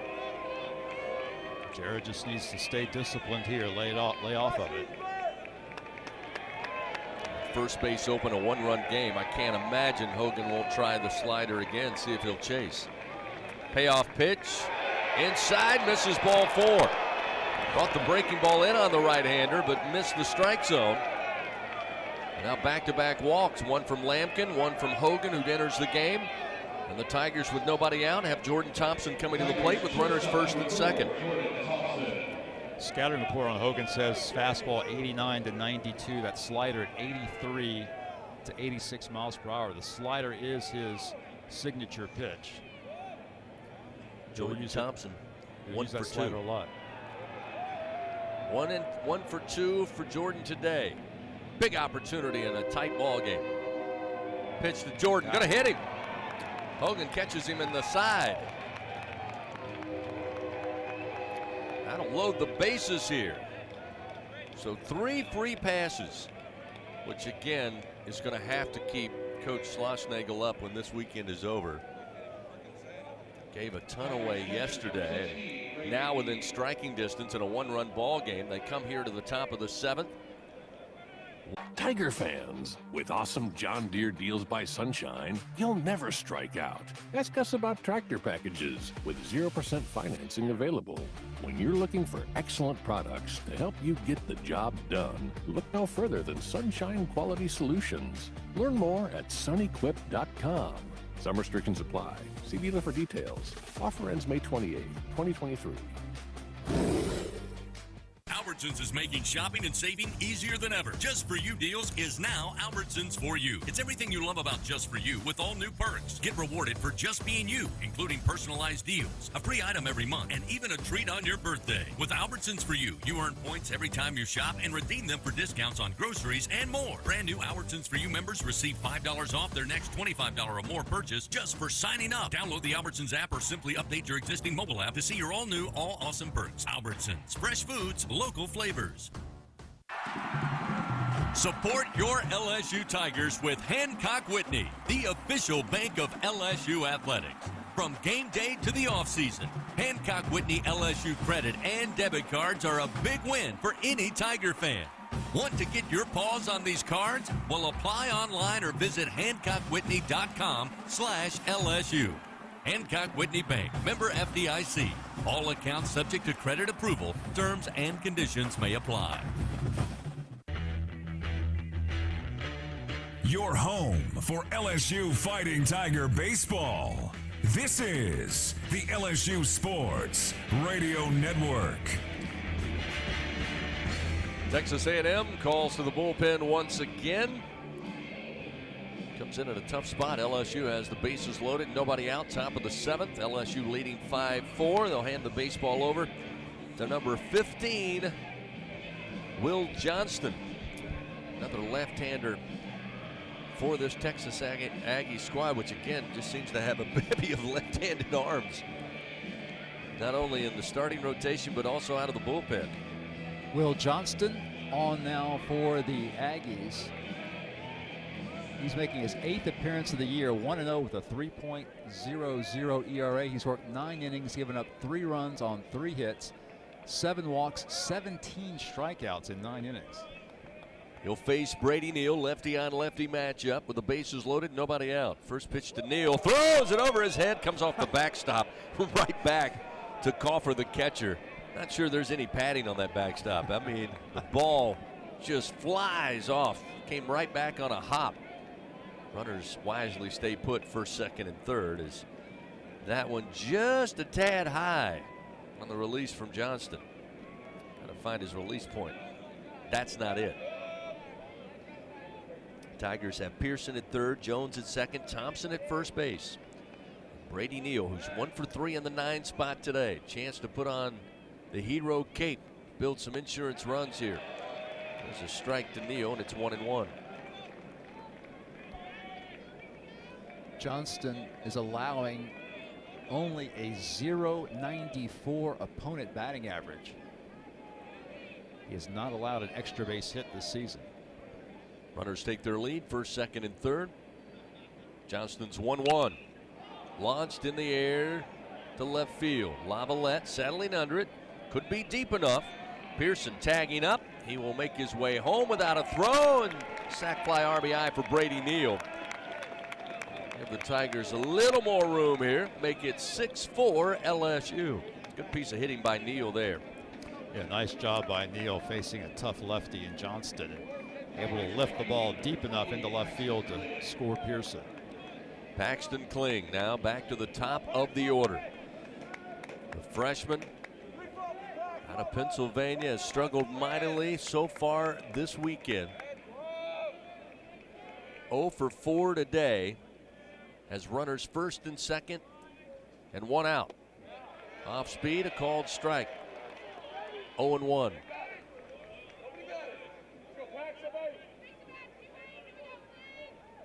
One for 14 is Kling here in the SEC debut.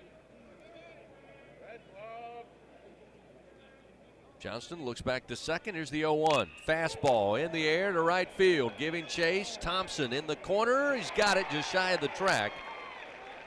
Makes an excellent play in right field on a sharply hit ball that was going away from the right fielder. Tagging up will be Jared Jones. He goes from second to third. Thompson stays put at first, so now runners first and third with 2 outs, and it'll be Trey Morgan. Trey is definitely due to have something good happen. He's had several excellent at-bats, just a lot of hard-hit balls and great defensive plays by the Aggies have kept him from having a really big weekend. Here's an opportunity to add to the LSU lead. Jay Johnson calling for time. He's got Morgan, Dylan Cruz, who's waiting in the wings, obviously, along with Jones and Thompson.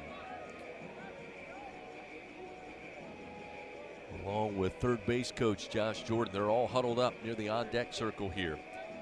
With 2 outs, top of the 7th, and a 6-4 LSU lead. So they get their instructions from the skipper, and they all head back to their respective positions. Thompson will head to first, Jones to third. And assistant coach Josh Jordan back to the third base coaching box, and Trey Morgan will dig in from the left side to face the left-handed throwing of Will Johnston.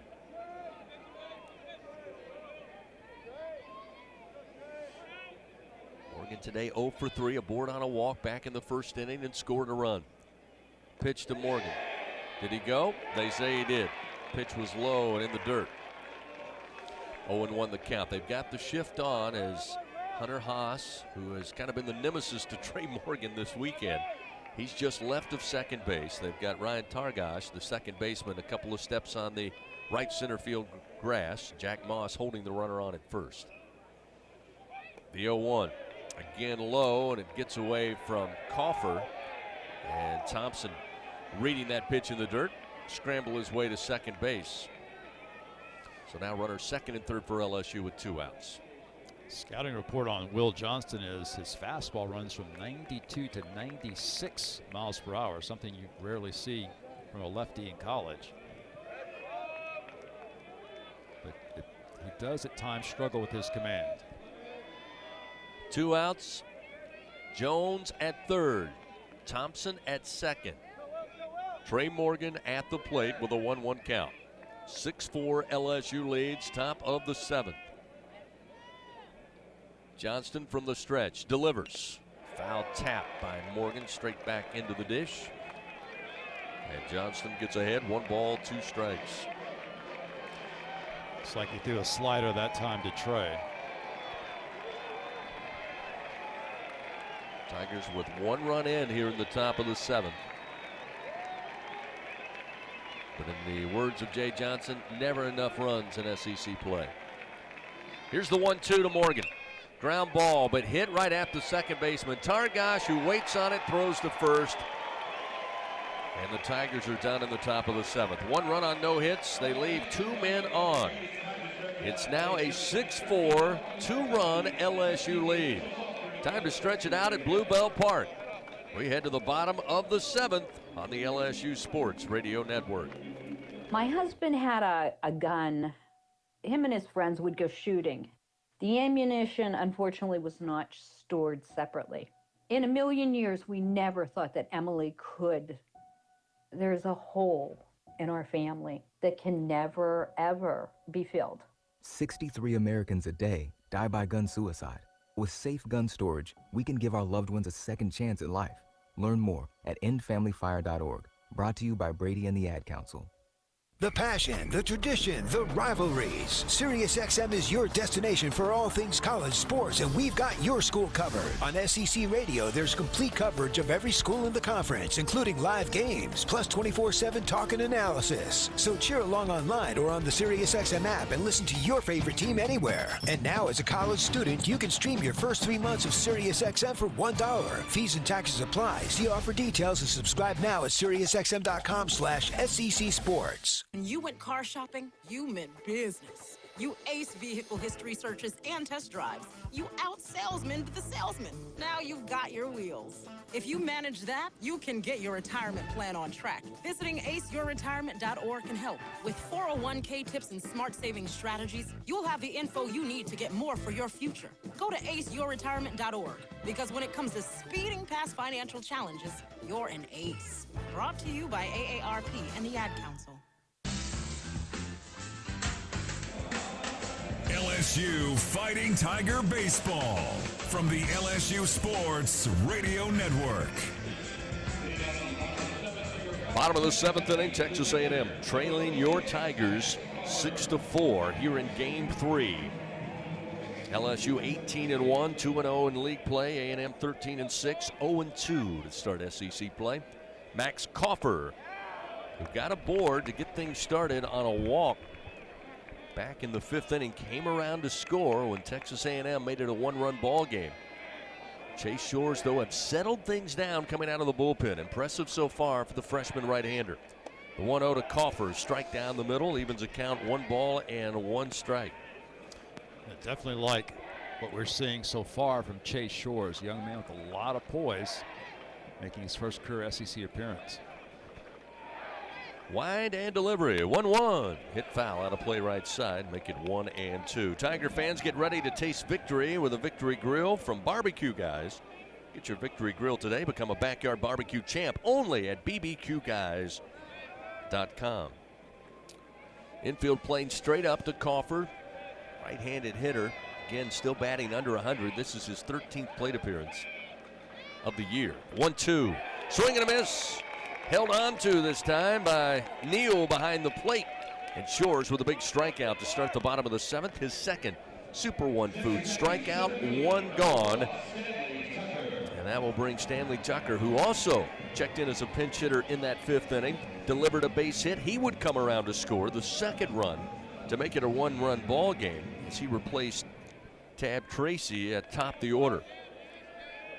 1 for 1, obviously, on the day. This will be his 11th plate appearance of the year as Shores comes after him with a fastball and a strike, 0-1. Tucker delivered a great plate appearance when he pinch hit back in the 5th against Riley Cooper, fouled off several pitches, and then finally singled and later scored in a 2-run inning for the Aggies. Then had a ridiculous play in center field to rob what would have been a scoring opportunity for LSU as this pitch misses outside, 1-1. But again, Tucker has been impressive. Did not see him Friday or Saturday, but made an impact on this game. May bode well for him down the line. Here's the 1-1. Fastball off the plate. Wow. Ooh, not by much. It's 2-1. His past 2 pitches have been right on the corner, but David Savage, the home plate umpire, not calling a strike. It's almost as if these guys got together and said nothing on the corners this weekend, guys. 2-1. Misses high. Now, I will say this, in all fairness. It's been fairly tight both ways. Yeah. Basically, the corners have been the no-strike zone. And it started on Friday night. But it certainly doesn't make any of the pitchers out on the mound feel better. 3-1 to Tucker. Pops him up, coming back towards us, and we'll catch the rooftop. Nope. Takes a bounce right in front of me. Bill, I don't know that you were ready. That thing was a couple of inches away from bouncing right into this booth. I was not prepared at all for that. I thought we were going to hear a clunk, and it landed right in front of us. Payoff delivery coming here for Tucker. 1 away, bottom of the 7th. Shores winds, delivers. Oh my! Ball 4. Gotta see where that missed. Tucker aboard for a second time, this time by way of walk with 1 out. Again, we don't have a monitor, but man, I would love to see, and maybe I'm completely wrong, but that's tough for Shores because now he has to face A&M's best hitter and pitch from the stretch with Tucker on first base. So that'll bring Hunter Haas to the plate today. Again, picking up where he left off all weekend. He's 2 of 3. Again, this pitch, how that missed the outer black, I'm not sure. It's 1-0 to Hunter Haas. Ooh.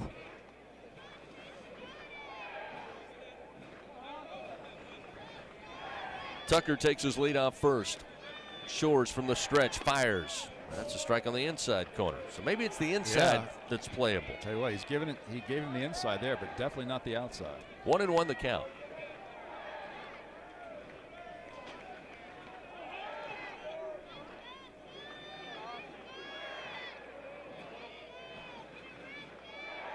Runner at first, the 1-1.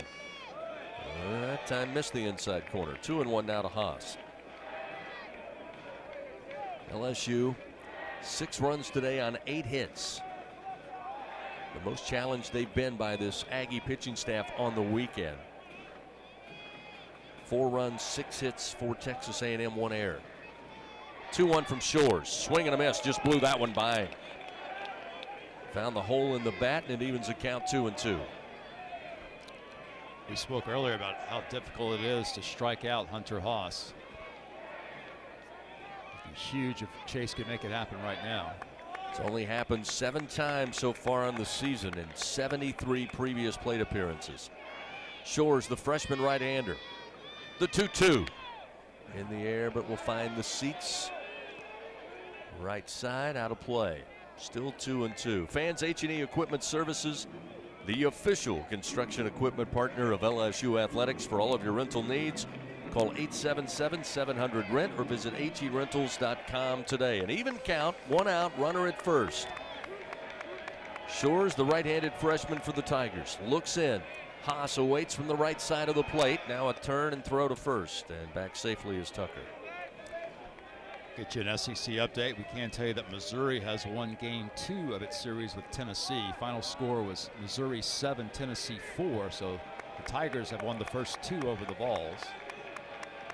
Shores ready, the 2-2. Base hit, right field, drops in front of Kling. Tucker into second base, and Haas continues his onslaught at the plate. 3rd hit of the day. Get on the weekend, 7th hit against Tiger pitching.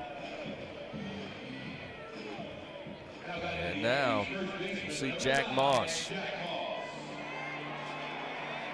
Potential go-ahead run at the plate. Moss had the solo homer to get the Aggies on the board in the 1st inning on a blast over the right center field wall. His first home run of the year. 324 hitter, righty on lefty matchup with runners 1st and 2nd. The off speed catches the outside corner that time, and it's 0-1. Tigers do have an active bullpen now. You've got lefty Nate Ackenhausen, right-hander Christian Little. Both of them pitched back on Friday. Tucker at second, Haas at first, huge lead. As the 0-1 misses low and inside. LSU not holding the runner on, and Haas about almost halfway between first and second base. Again, trailing by 2 runs, 6-4. Big stage here for Chase Shores. Again, he has been very good since coming in relief. 1-1 the count to Moss. The pitch, line drive, handled by Tommy White at third. The throw back to second.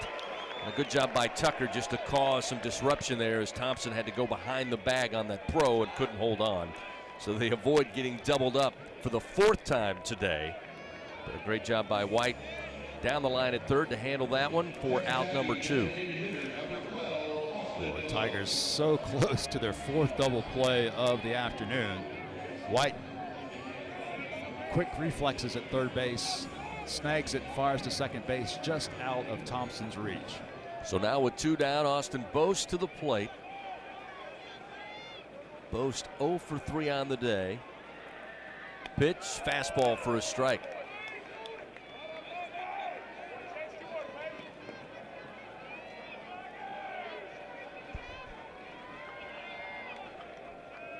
Crawford started the inning, struck out swinging to Shores.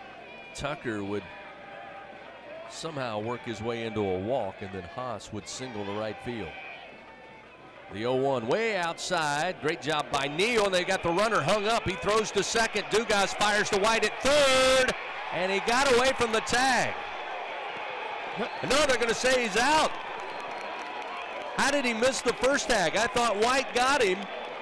He went beyond the third base bag. White came back and applied the tag the second time. And third base umpire Zach Neff says he's out for out number 3. And that brings Coach Schlossnagle out of the booth. But I thought White got him on the first tag before he made it to the bag. They initially said he got there, but then coming off the bag is going to be Tucker, who overslid third base. And a good job by Tommy White to stay with the play and eventually get the third out. But we will go under review once again, second time today. Official review brought to you by Acme Oyster House. Jay Johnson wants somebody to come explain it to him.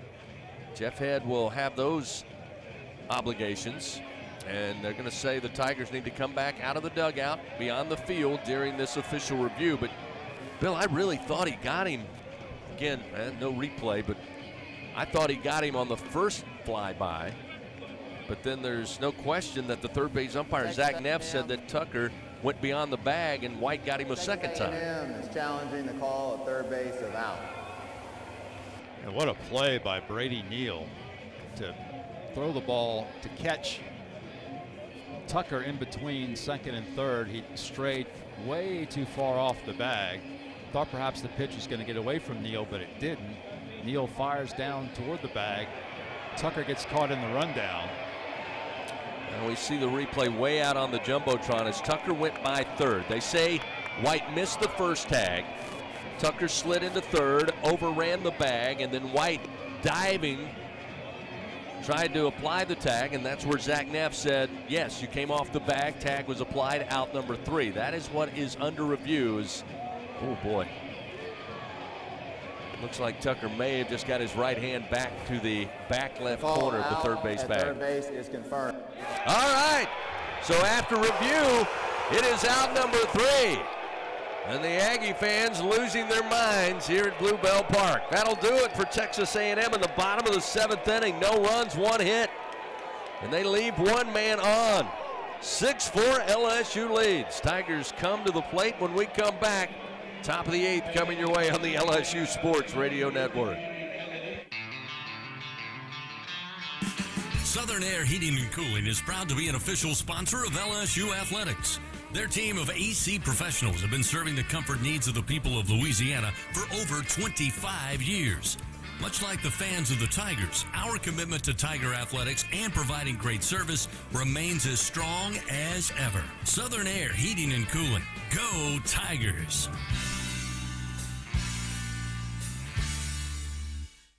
Hey, Baton Rouge. Don't go to just settle for boring old frozen pizza for dinner. Head over to Fat Boys Pizza, where size matters. Come check out their large pies that measure 30 inches across, but the number scarcely does it justice. When you see their 30-inch pie, your whole world got smaller, and your idea of pizza got bigger. From delicious pizza choices, chicken wings, garlic knots, and so much more, stop by Fat Boys Pizza, located on Nicholson Drive in Baton Rouge, or visit them online at eatfatboyspizza.com. It's good to be able to make a change, to never feel stuck. That's why at Cox, we're making a change too. Now Cox Internet plans are flexible, so you can choose to just go with Internet, add TV tomorrow, or home automation down the line. It's easier than ever to get just what you want and nothing you don't. Flexible plans from Cox. Change anytime. No commitments, no penalties. See for yourself at cox.com/internet. Additional services can be added at then current regular rates. All services subject to residential customer service agreement and acceptable use policy. Restrictions apply.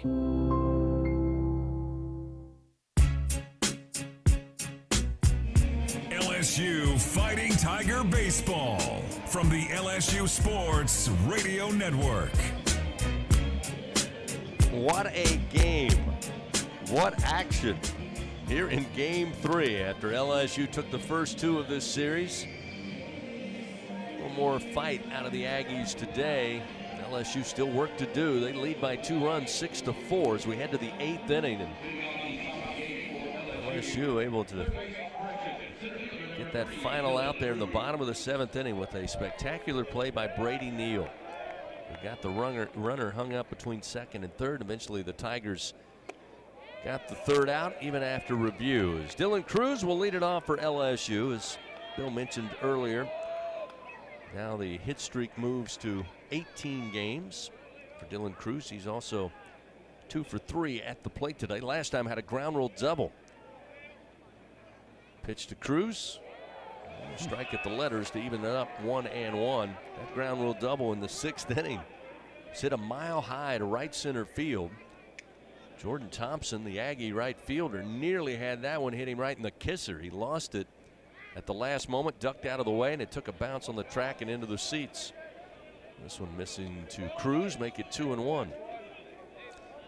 I'll give you an update on the rest of those SEC games. As we said, Missouri defeats Tennessee today 7-4. They're going to play Game 3 of the series starting in about 10 minutes, but Missouri has won the first 2 over the second-ranked Volunteers.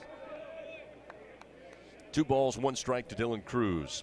Johnston, the left-hander, fires. It's a ground ball towards third. Kent coming over to his left, fields it, throws to first, and retires Cruz. 5-3, 1 down.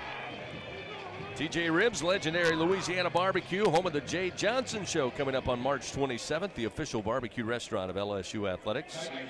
Every game on the screens all the time. To go tailgate packages, event catering, located where we come to you each week on Acadian Thruway, also on Segan Lane, and you can visit them online at tjribs.com. Here comes Tommy White, 2 for 4 today, a couple of base hits.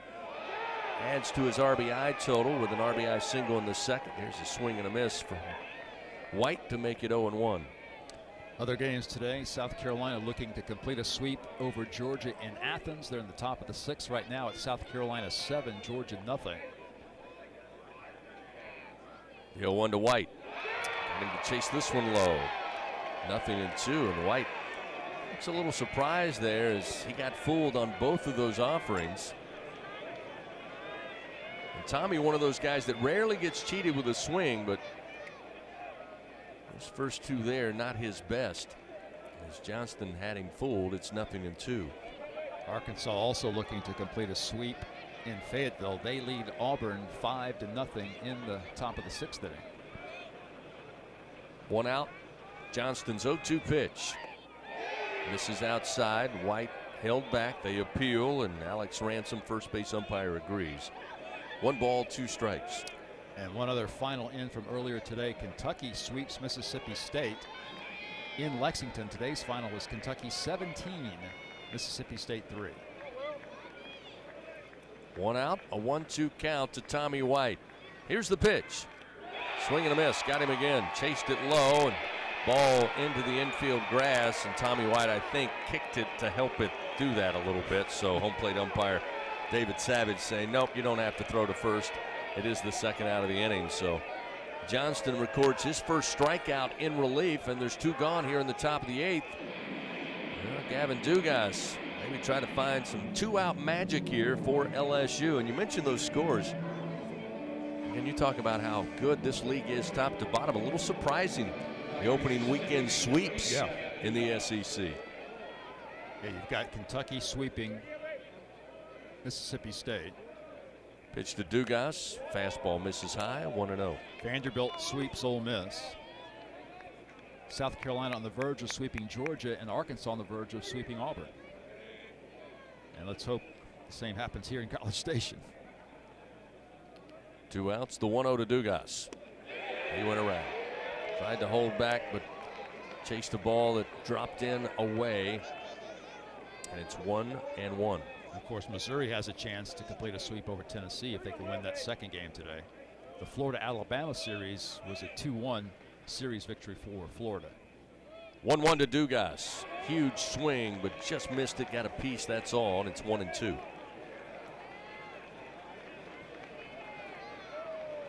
And LSU with 4 runs right out of the gate in the top of the first. Added a run in the top of the second to make it a 5-1 ball game. Then held scoreless thanks to Lampkin, the reliever, until the top of the 7th when they added 1 more to make it a 6-4 LSU lead. Dugas rejects this one, and it misses high for ball 2, 2-2. Well, these 2 lefties we've seen today, Lampkin and Johnston, both have great stuff. Yeah, interesting. We did not see either of them yesterday. They have certainly competed hard here for the Aggies in game 3. 2 outs, 2 balls, 2 strikes. Dugas awaits. Hard curve in the dirt. Fills the count 3-2. Pearson would love to get a chance to swing again. He stands on deck, 1 for 3 on the day. Dugas trying to find a way to extend this inning. Johnston ready. The payoff delivery. Swing and a miss. It's the strikeout, his second in relief. And the Tigers go quietly. 1, 2, 3 in the top of the 8th inning. No runs, no hits. Nobody touches base. We move now to the bottom of the 8th inning. Still a 6-4 LSU lead. Back after this on the LSU Sports Radio Network. Adopt US Kids presents What to Expect When You're Expecting a Teenager. Learning the lingo. Jelly. Jelly adjective. Jelly is a shorter, better way to say jealous. As in, Chloe, I am like so jelly of your unicorn phone case. You don't have to speak teen to be a perfect parent. Thousands of teens in foster care will love you just the same. Visit adoptuskids.org. Brought to you by the U.S. Department of Health and Human Services, Adopt US Kids, and the Ad Council. We always picture the SEC student athlete for their speed, their vertical, their agility. But it's time we picture them for more. For their campus voice, their community outreach, and for the simple fact that 20 years later, they're still someone's pride and joy. More than students, more than athletes. In the SEC, it just means more. Papa, why can't we telegraph while riding a horse? Son, there ain't no one to blame but Jeffro. He was riding old Betsy the Stallion, tip-tapping away at his telegraph, when blam! Ran right into the side of the saloon. Well, if Jeffro can't do it, neither should you. Don't text and drive. Visit StopTextStopWrecks.org. A message brought to you by the National Highway Traffic Safety Administration, Project Yellow Light, and the Ad Council. The roar of LSU fighting Tiger baseball on the LSU Sports Radio Network. Bottom 8 coming your way. Game 3, LSU leads 6-4 over Texas A&M. Austin Bose was at the plate when the Aggies ran their way out of the bottom of the 7th inning. Chase Shores continues. He's got 3 innings of work under his belt out of the bullpen. The first pitch to Bose, a called strike. And it's 0-1. Shores with those 3 innings, giving up 1 hit, no runs, 2 walks, 2 strikeouts. Freshman right-hander in a big spot here on the road in conference play. The 0-1 laced up the middle, base hit off the bat of Boast. That'll be his first hit of the day. And Texas A&M now with 8 hits in the contest, matches LSU. The leadoff man aboard. 97 miles per hour on that fastball from Chase Shores, but Boast, a veteran hitter, smacks it right up the middle. The Aggies quickly have the tying run at the plate. Yeah, that one just held up right over the plate. Boast smacked it right back where it came from. So with a runner at first, we'll see Ryan Targash hit by a pitch in the 4th. So 0-for-2 on the day. Fastball misses outside from Shores, make it 1-0. LSU offensively, interesting enough, 7 strikeouts as a team on Friday in the 9-0 win. 8 strikeouts yesterday in game 2 as the 1-0 is fouled back out of play. Moves it to 1-1 now to Targash. But today's game, double-digit strikeouts for this Aggie staff. They've got 10 Ks against LSU hitters.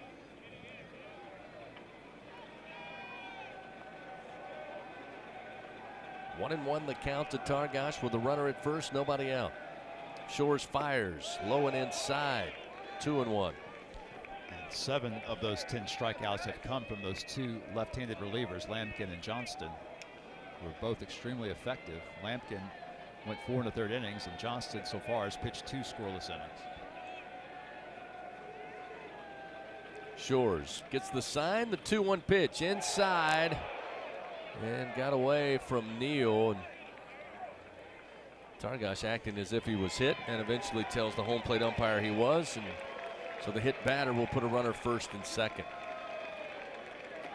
Again, LSU, after A&M plated 2 runs in the 5th, the Tigers have been dancing on very thin ice. And here comes Jay Johnson. Looks like we'll see a change as Ackenhausen and Little are in the Tiger pen.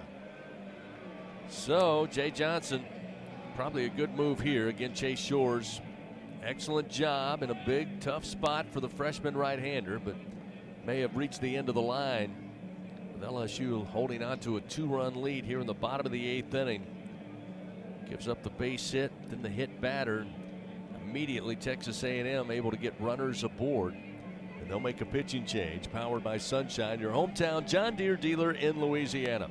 6-4 LSU leads, nobody out, bottom of the 8th, 2 men on for the Aggies. Back after this on the LSU Sports Radio Network. It's good to be able to make a change, to never feel stuck. That's why at Cox, we're making a change too. Fans of the Tigers, our commitment to Tiger athletics and providing great service remains as strong as ever. Southern Air Heating and Cooling. Go Tigers!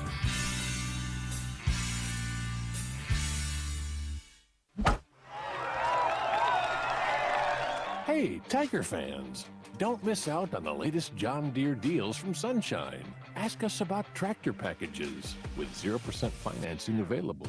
From Alex Box Stadium to your own backyard, the grass is always greener behind the wheel of a John Deere. Learn more at sunequip.com. Some restrictions apply. See dealer for details. Offer ends May 28, 2023.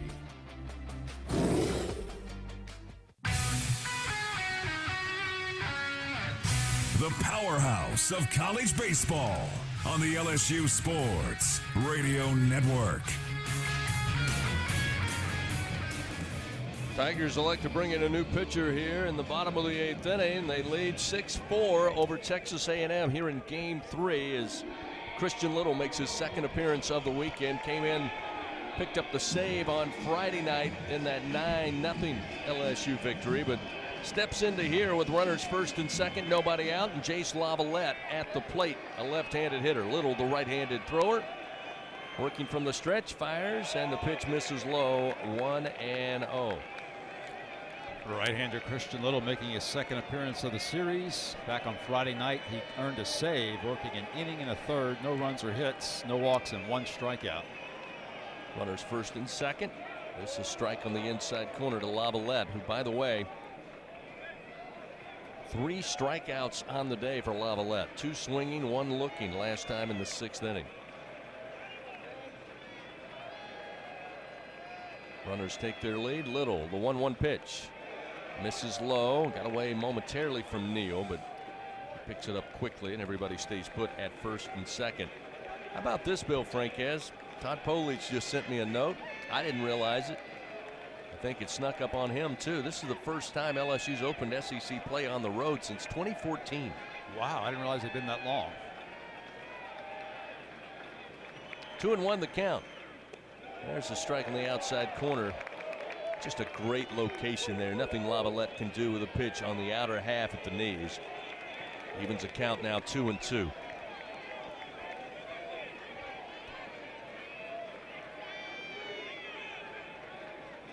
Lavalette ready at the plate.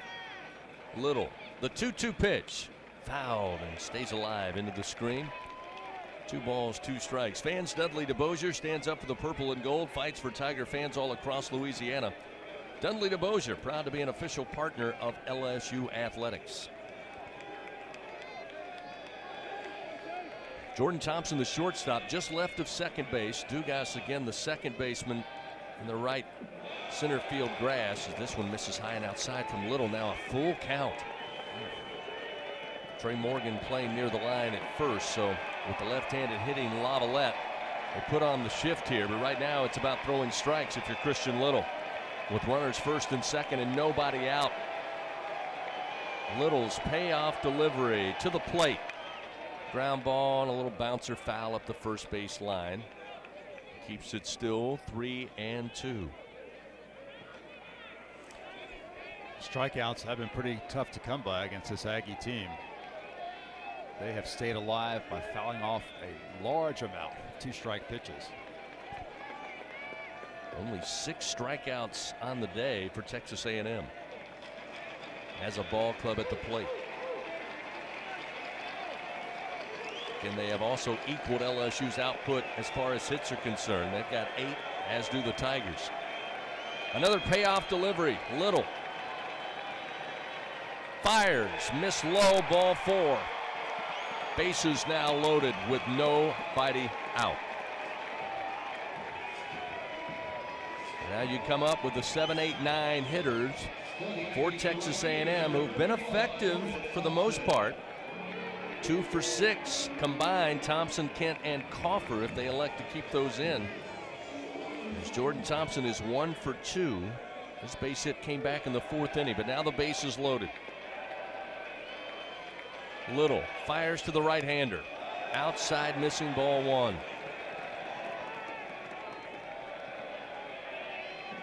Jordan Thompson, the Tigers shortstop. Some words of encouragement to Little here as he runs in from shortstop. Quick conversation, he'll head back.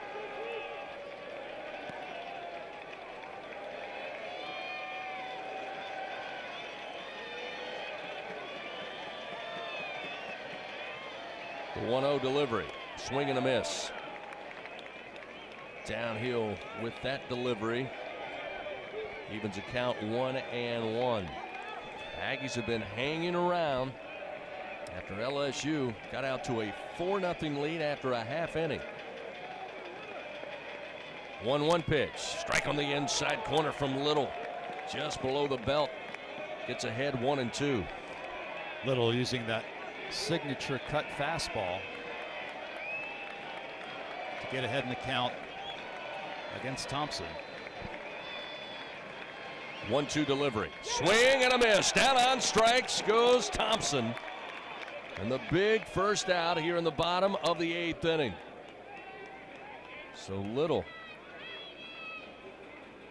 after giving up the walk, comes in, gets the strikeout, gets back on target. Is now pitching coach Wes Johnson, I believe, Bill, coming out to visit with Little and the infield here. Again with the bases loaded.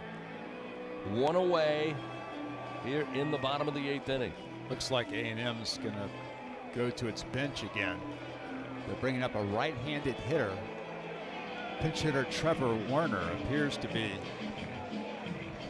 into the game now, replacing the left-handed hitting Caden Kent. Yeah, so they replaced the freshman Kent with Werner. 3-year letterman here for Texas A&M out of nearby Houston, Texas. And again, It'll be righty on righty matchup. A&M has Boast at third, Targash at second, Lavalette on the walk at first. Werner batting for the 37th time on the season. He's got a 194 average. He'll face Christian Little with one out. Fires, pops him up, but this one will get back to the seats. Out of play, 0-1.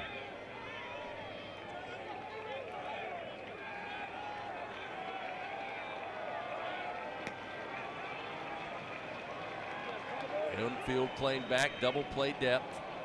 As Little requests a new baseball, and he will get one from home plate umpire David Savage.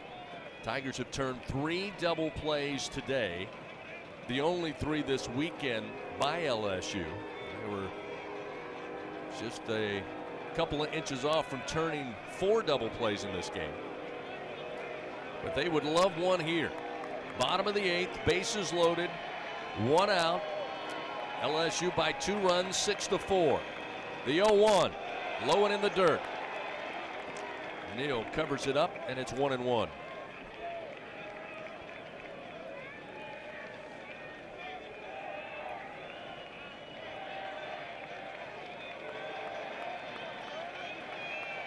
Little from the stretch, checks the runner at third. Now the 1-1. Back into the screen, and Little ahead once again. 1 ball, 2 strikes to the pinch hitter Warner. Second back-to-back 3-hour-plus baseball game. There's been plenty of action, plenty of drama here in Game 3. Maybe not so much in the first 2 affairs. But a classic SEC battle here on this Sunday. Bases loaded, the 1-2 to Werner. He went around. Yes, he did. They appeal to first. Little gets the punch out. 2 gone here in the bottom of the 8th inning. Just laid that one out on the outside corner. Werner could not hold back. And Little records his second Super One Food strikeout here in relief. And with 2 down, he'll face Cason Wells. Another pinch hitter. Wells, who started the first 2 games for the Aggies, bats from the left side. Wells 1 for 8 through the first 2 games.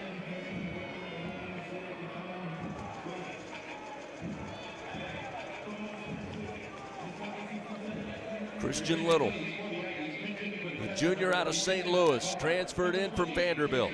No stranger to SEC battles. With the bases loaded, he fires. Strike on the inner half. 0-1. Christian went with pure heat with that one. 93 miles per hour on the fastball. He's usually in the upper 80s with his cut fastball. The 0-1 from Little. Misses outside. Evens a count. 1 ball, 1 strike.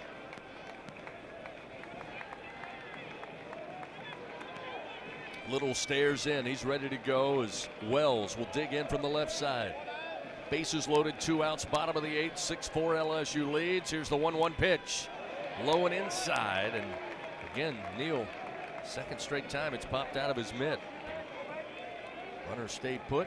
It's now 2 balls, 1 strike. A reminder, it's big. Blast your way to winnings and play Cherry Blast Slingo from the lottery. Loaded with $30 prizes, went up to 30 grand. Must be at least 21 to purchase. 2-1 the count with 2 down, bases loaded. The pitch to Wells. Again, missed inside, trying to nibble on the inside corner. Just off the kneecaps of Wells. Now it's 3-1, a hitter's count.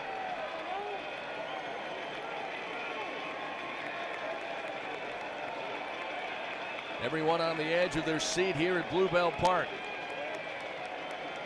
Little, the 3-1. Off speed and a strike.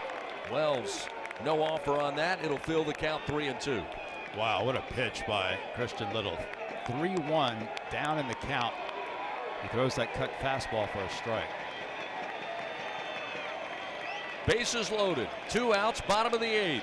Little payoff delivery, missed high, ball 4, and A&M will bring in a run. Austin Boast touches home plate. It's now a 1-run game, 6-5.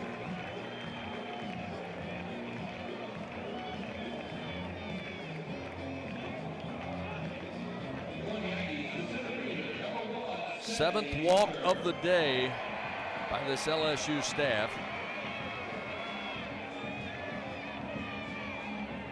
And now we'll see Stanley Tucker. Who again will bat for the 3rd time after entering the game in the 5th inning. First pitch from Little, missed low, 1-0. Bases continue to be loaded here. Little just trying to find the 3rd out. Keep the Tigers on top as we get to the 9th inning. Much easier said than done. 1-0 to Tucker. Fastball missed inside, 2-0. Go back to Wes Johnson, the pitching coach. He said it before today's game, Bill. You got to challenge A&M with strikes. You got to find the strike zone. You don't leave it up over the plate, but you got to be able to find strikes. Otherwise, it's a very disciplined group of hitters. Yeah, they will not chase. They will not swing at pitches out of the zone. So with a 2-0 count, 2 outs and the bases loaded, the pitch to Tucker. Ground ball, base hit. Gets by a diving Tommy White. That'll bring in Targash. They go ahead, send the runner in Lavalette, and Texas A&M has climbed all the way back. They now lead 7-6.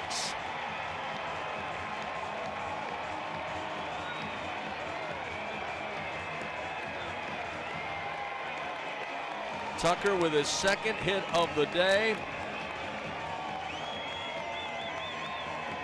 Made the change in the 5th inning, replaced Tab Tracy in center field. And I gotta believe if Stanley Tucker's not in the starting lineup starting this coming week, something's bad wrong, because he has delivered today for the Aggies. Still 2 outs. Runners 1st and 2nd. Hunter Haas, who has delivered all weekend, comes in. Runners off and going. They will get in without a throw. They move to 2nd and 3rd. Pitch was low to Haas. It's 1-0. Haas today 3 for 4 at the plate. Upped his average to 405 on the season. A single, a double with 2 RBIs, and a single in the 7th. Here's a chopper, slow roller to 3rd. White charges in, long throw to 1st, off the mark. Morgan will get it, but the runner's safe at 1st. And another run scores, and now Texas A&M just building their lead. It's 8-6. You knew that was going to be trouble. White was playing behind the 3rd base bag, and that one just a little tapper. The lightest off the bat of Haas this weekend. White gave it all he had, but the throw brought Morgan off the bag. Luckily, he was able to retrieve it. Otherwise, you probably have another run score. Now runners on the corners with 2 outs. The Tigers led by 2 going into the bottom of the 8th. They now trail by 2 as the throw over to 1st, and back safely is Haas. That's the 4th hit of the day for Hunter Haas, who continues to be a real thorn in LSU's side. Bottom of the 8th inning. Texas A&M just kept chipping away, and they have their biggest inning of the day with 4 runs here in the bottom of the 8th. The throw over to Morgan, who stumbled and falls on the top of Haas. Again, as they're trying to keep the force play in action at 2nd base should they get a ground ball. Aggies have now batted around here in the 8th inning. Yep, Jack Moss back to the plate. Moss on the day. 1 for 2 as this pitch misses way outside. Nowhere close. It's 1-0.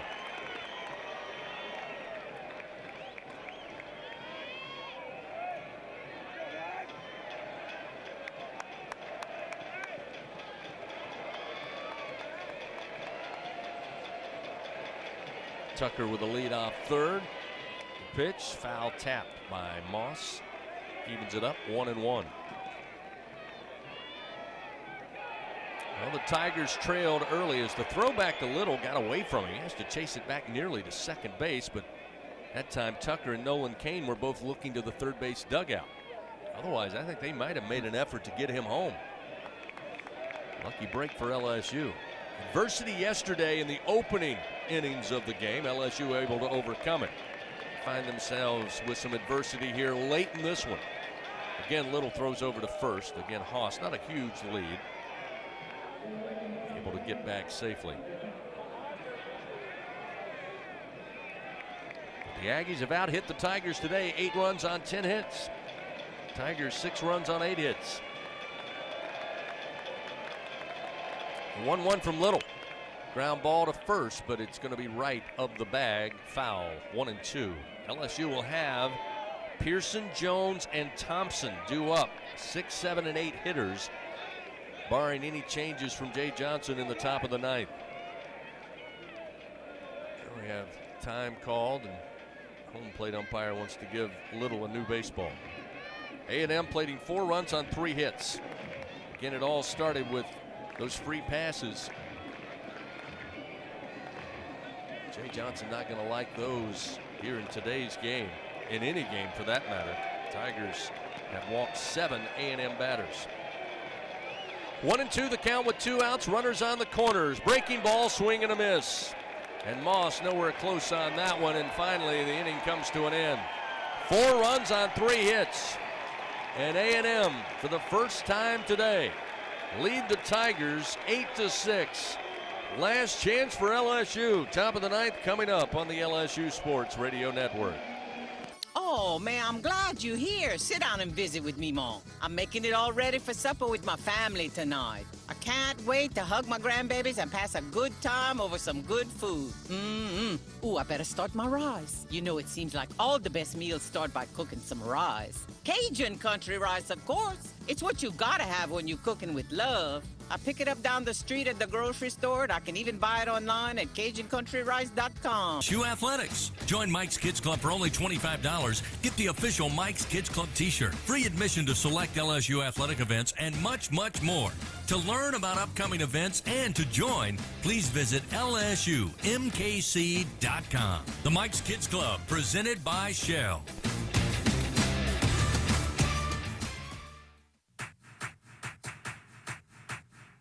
Back to the action of LSU Fighting Tiger Baseball on the LSU Sports Radio Network. Well, the Tigers led throughout today's game, but let it slip away in the bottom of the 8th inning. They now find them down 2 runs as we head to the top of the 9th. It is 8-6 Texas A&M. They were able to get runners on and able to bring 4 of them in. Led briefly yesterday, 4-0 early over LSU, and the Tigers would come roaring back, but now it's going to take some late inning heroics as Josh Pearson to lead it off, launches the first pitch, but a sky-high fly ball to center. Stanley Tucker underneath it and records the first out of the bottom or top of the 9th inning.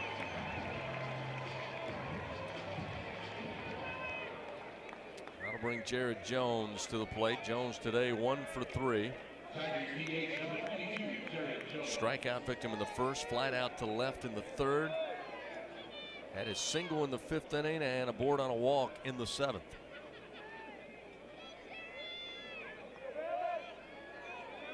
Infield playing back as Jones awaits, and the first pitch is strike from Will Johnston. The 2 left-handed relievers today for Texas A&M have really been the difference in this one. Cortez, the starter, got rocked, only went an inning and 2/3, but Lampkin with 4 1/3 work silenced the LSU bats as Jones swings and misses and falls behind quickly, 0-2.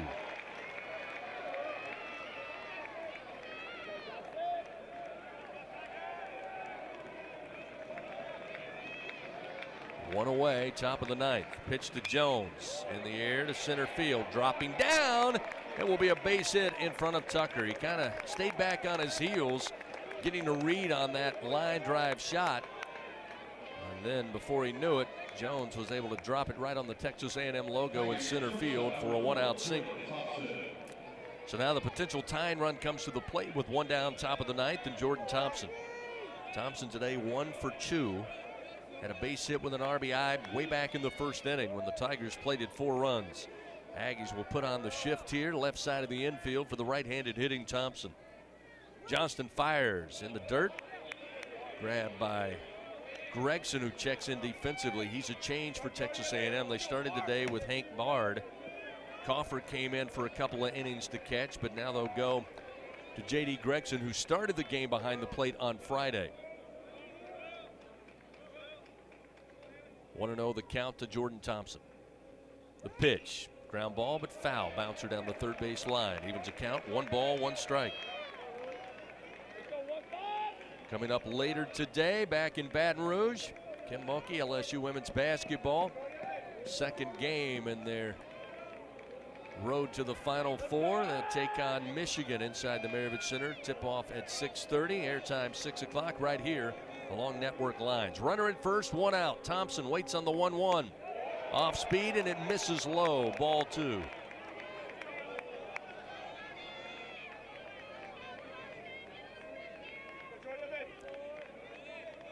Now they have the second baseman, Chestnut, a replacement in the field for the Aggies, as there's a breaking ball for a strike on the inside corner to even it up 2-2 to Thompson. Chestnut checked in for Targash, and he is directly behind the second base bag. Got Hunter Haas at shortstop. Targash moving from second base to third, as Caden Kent was pinch hit for. 2-2 the count to Thompson with 1 out. The pitch, swing and a miss. Nowhere close on that one. Johnston records the strikeout, his third in relief, and Texas A&M is 1 out away from avoiding the sweep here at home.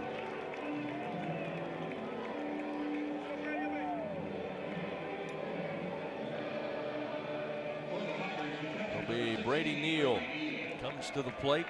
Again, the Tigers 11 strikeouts today against Aggie pitching. Jared Jones single to center field. He's at first base. With 2 outs, the pitch to Neal. Strike on the outside corner, sets him up 0-1.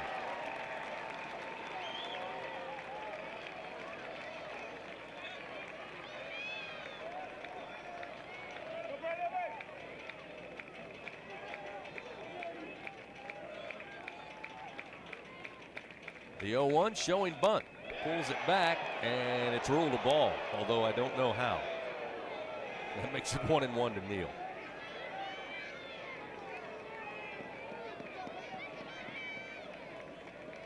Brady today 1 for 3 at the plate.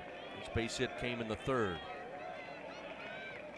Got second baseman Chestnut playing in shallow right center field. 1-1. Misses inside. Good take by Neal. Little body language too also helped David Savage rule that one too far in. It's 2-1.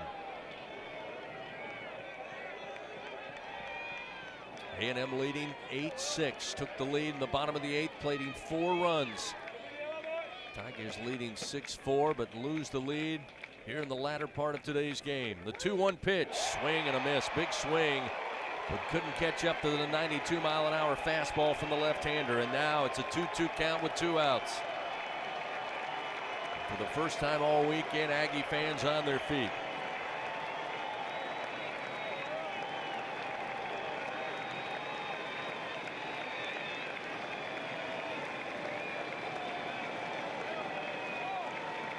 Two outs, the 2-2.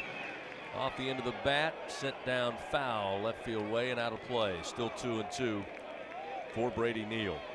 Tigers head back to Baton Rouge, regardless of the outcome of this game today. They'll take on Central Arkansas on Tuesday with a 6:30 first pitch at the box. And then get ready for the Razorbacks of Arkansas in the second SEC tilt of the season beginning on Friday. Tigers with a runner at first. Brady Neal represents the tying run at the plate. 2 outs, top of the 9th, the 2-2 count. Will Johnston, the left-hander, looks in, winds and fires. Hit high in the air to right field. Going back is Thompson, plenty of room. He settles under it, and the Aggies break the LSU 13-game win streak, avoiding the sweep today in Game 3 with a come-from-behind victory. 8-6 is the final. A&M moves to 14-6 on the year. 1-2 in SEC play for the Tigers. They fall, just their second loss of the year. 18